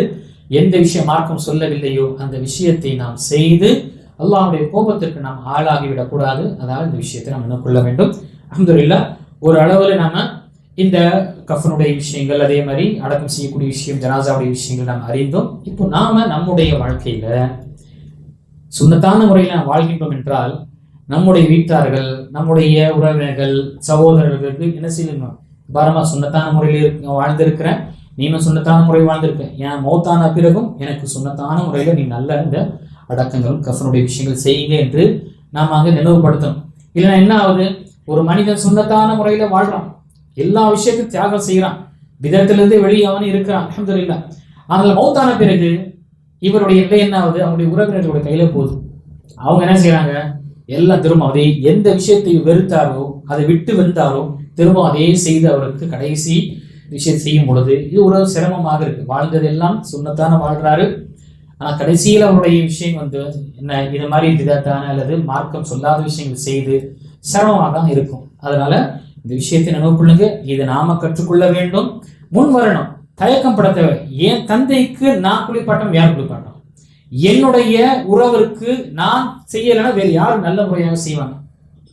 இது பயப்பட தேவையில்லை. அல்ஹம்துலில்லாஹ், நம்மால் எவ்வளவு முடியுமோ சிறந்த முறையில் நம்ம செய்யும் பொழுது கண்டிப்பாக நமக்கு ஒரு கயிறு இருக்கும், அதே மாதிரி ஒரு திருப்தி இருக்கும். இல்லைன்னா ரொம்ப சிரமம். கடைசியான விஷயத்தை நான் முடிச்சிடுறேன். இதுவும் நடக்குது. என்ன? கணவர் மௌத்தாயிடுறாரா, மனைவி குளிப்பாட்டிய பிறகு எல்லாமே செய்த பிறகு பள்ளிவாசலுக்கு கூட்டு போவதற்கு முன்னாடி என்ன செய்யறாங்க? மகனாரு தாயை கூப்பிட்டு வந்து நிக்க வச்சு, மா மெஹர மன்னிமான்னு சொல்றான். மெஹர் கொடுத்து இருப்பாரு. ஒரு காலம் இருந்தது மெஹர் இல்லாம மெஹர முஅஜ்ஜல் என்று சொல்லுவாங்க, கொஞ்சம் தாமதப்படுத்தி மெஹர் கொடுப்பாங்க. நிக்கா கொடுக்குறாங்க, எப்போ கொடுப்பாரு தெரியாது. அது மாதிரி முஅஜ்ஜல் என்று இருக்கும், ஹம்சால் எழுதுவாங்க. இப்போ அல்ஹம்துலில்லாஹ் மெஹர் முஅஜ்ஜல் ஐன்ல என்ன விரைவாக ஆன் ஸ்பாட் மெஹர் அல்ஹம்துலில்லாஹ் போயிட்டு இருக்கு. ஆனா அதே சடங்கு தான் என்ன இப்போ கூட நடக்குது. தாயை கூட்டு வந்து அவங்க அல்லாஹ் அக்பர் கவலையில் அழுது கொண்டிருக்காங்க.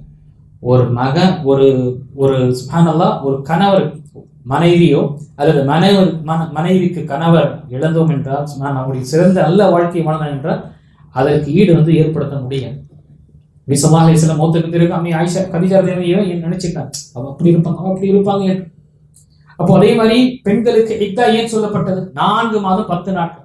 மற்றவங்களுக்கு 3 நாள் நீங்க துக்கான வச்சிருக்கலாம், ஆனா இவங்களுக்கு மட்டும் ஏன் அந்த உறவு அல்லாஹ் அப்படி வைத்திருக்க. இப்போ இந்த நேரத்தில் அவங்க கூப்பிட்டு வச்சு எல்லா மக்களும் இருக்கிறாங்க, குளிப்பாட்டியவர் மற்ற எல்லா ஆண்களும் இருக்கக்கூடிய அல்லது அங்கு மற்ற பெண்களுடைய இருக்கும்போது மேர மன்னிமான்ற அவங்க அழுதுட்டே இருக்கு, மேர மன்னிச்சுட்டேன். அல்லாஹ் அக்பர். என்ன ஒரு விஷயம் சொல்ல விரும்புறீங்க? அவங்க வாழ்ந்தது என்ன, மேர இல்லாம வாழ்ந்தீங்க என்று மக்களுக்கு தெரியப்படுத்துறீங்களா?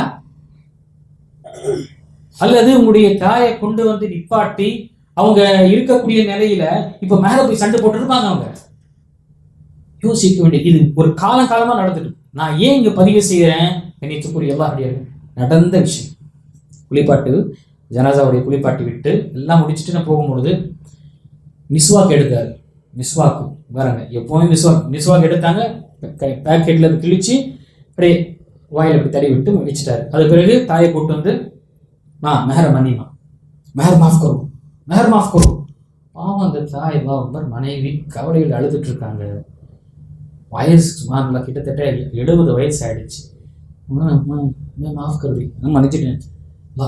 இது இப்படிப்பட்ட ஒரு சடங்கு, இதை நாம் தவிர்க்கக்கூடியதாக இருக்கு. அல்லாஹ் அக்பர். இந்த விஷயத்தை நினைவு கொள்ளுங்கள். எவ்வளவு முடியுமோ இந்த பிதத்தான அல்லது இந்த சடங்குகளை நாம தவிர்த்து சுன்னத்தான முறையில செய்யும் பொழுது ரொம்ப இலகுவாக இருக்கும், ரொம்ப ஒரு மன திருப்தியாக இருக்கும். வாழ்ந்தவர் சுன்னத்தோட வாழ்ந்து மௌத்தாகும் பொழுதும் சுன்னத்தான ஒரு நிலையில அவர் அடக்கம் செய்யும் பொழுது சுன்னத்தான முறையில் செய்யக்கூடிய விஷயம் என்று ரொம்ப ஒரு கயிறு இருக்கும். அதுதான் நபி ஸல்லல்லாஹு அலைஹி வஸல்லம் காண்பி தந்தாங்க. அந்த முறையில நாம நம்முடைய இந்த இறுதி விஷயங்களை சிறந்த முறையில் நாம் அறிந்து நம்முடைய உறவுகள், நம்முடைய உற்றார்கள் இந்த மாதிரி வாய்ப்புகள் வரும் பொழுது நாம் முன்னிருந்து நாம் செய்ய வேண்டும். நாம் முன்னிருந்து செய்வதற்காக நாம் செய்ய வேண்டும். இது பருவ வயது அடைவதற்கு முன்னால் மௌத்தான சிறுவர்களுக்கு அவங்க உடைய தகப்பனோ அல்லது அவங்களுடைய தாயோ என்ன செய்யலாம், குளிப்பாட்டலாம். பருவம் வயது அடைந்த பிறகு ஆண்களுக்கு பெண்களுக்கு வெறும் கணவன் மனைவி கணவனுடைய தவறை இவங்களுடைய தவிர விதிவிலக்கு. கணவன் மனைவி குளிப்பாட்டலாம், மனைவி கணவருக்கு குளிப்பாட்டலாம். அபூபக்கர் ரலியல்லாஹுடைய ஜனாசாவை அவங்களுடைய மனைவியை குளிப்பாட்டலாம். அம்மை ஃபாத்திமா ரலியல்லாஹுடைய அவங்களுடைய ஜனாசாவை அலி ரலியல்லாஹு குளிப்பாட்டலாம். இது விதிவிலக்காக இருக்கின்றது. ஆனால் மற்ற விஷயத்துல ஆண்களுடைய ஜனாசா, பெண்களுடைய ஜனாசாவாக இருக்கின்றது. இந்த விஷயத்தில் ஜஸாக்கல்லாஹு கைரன்.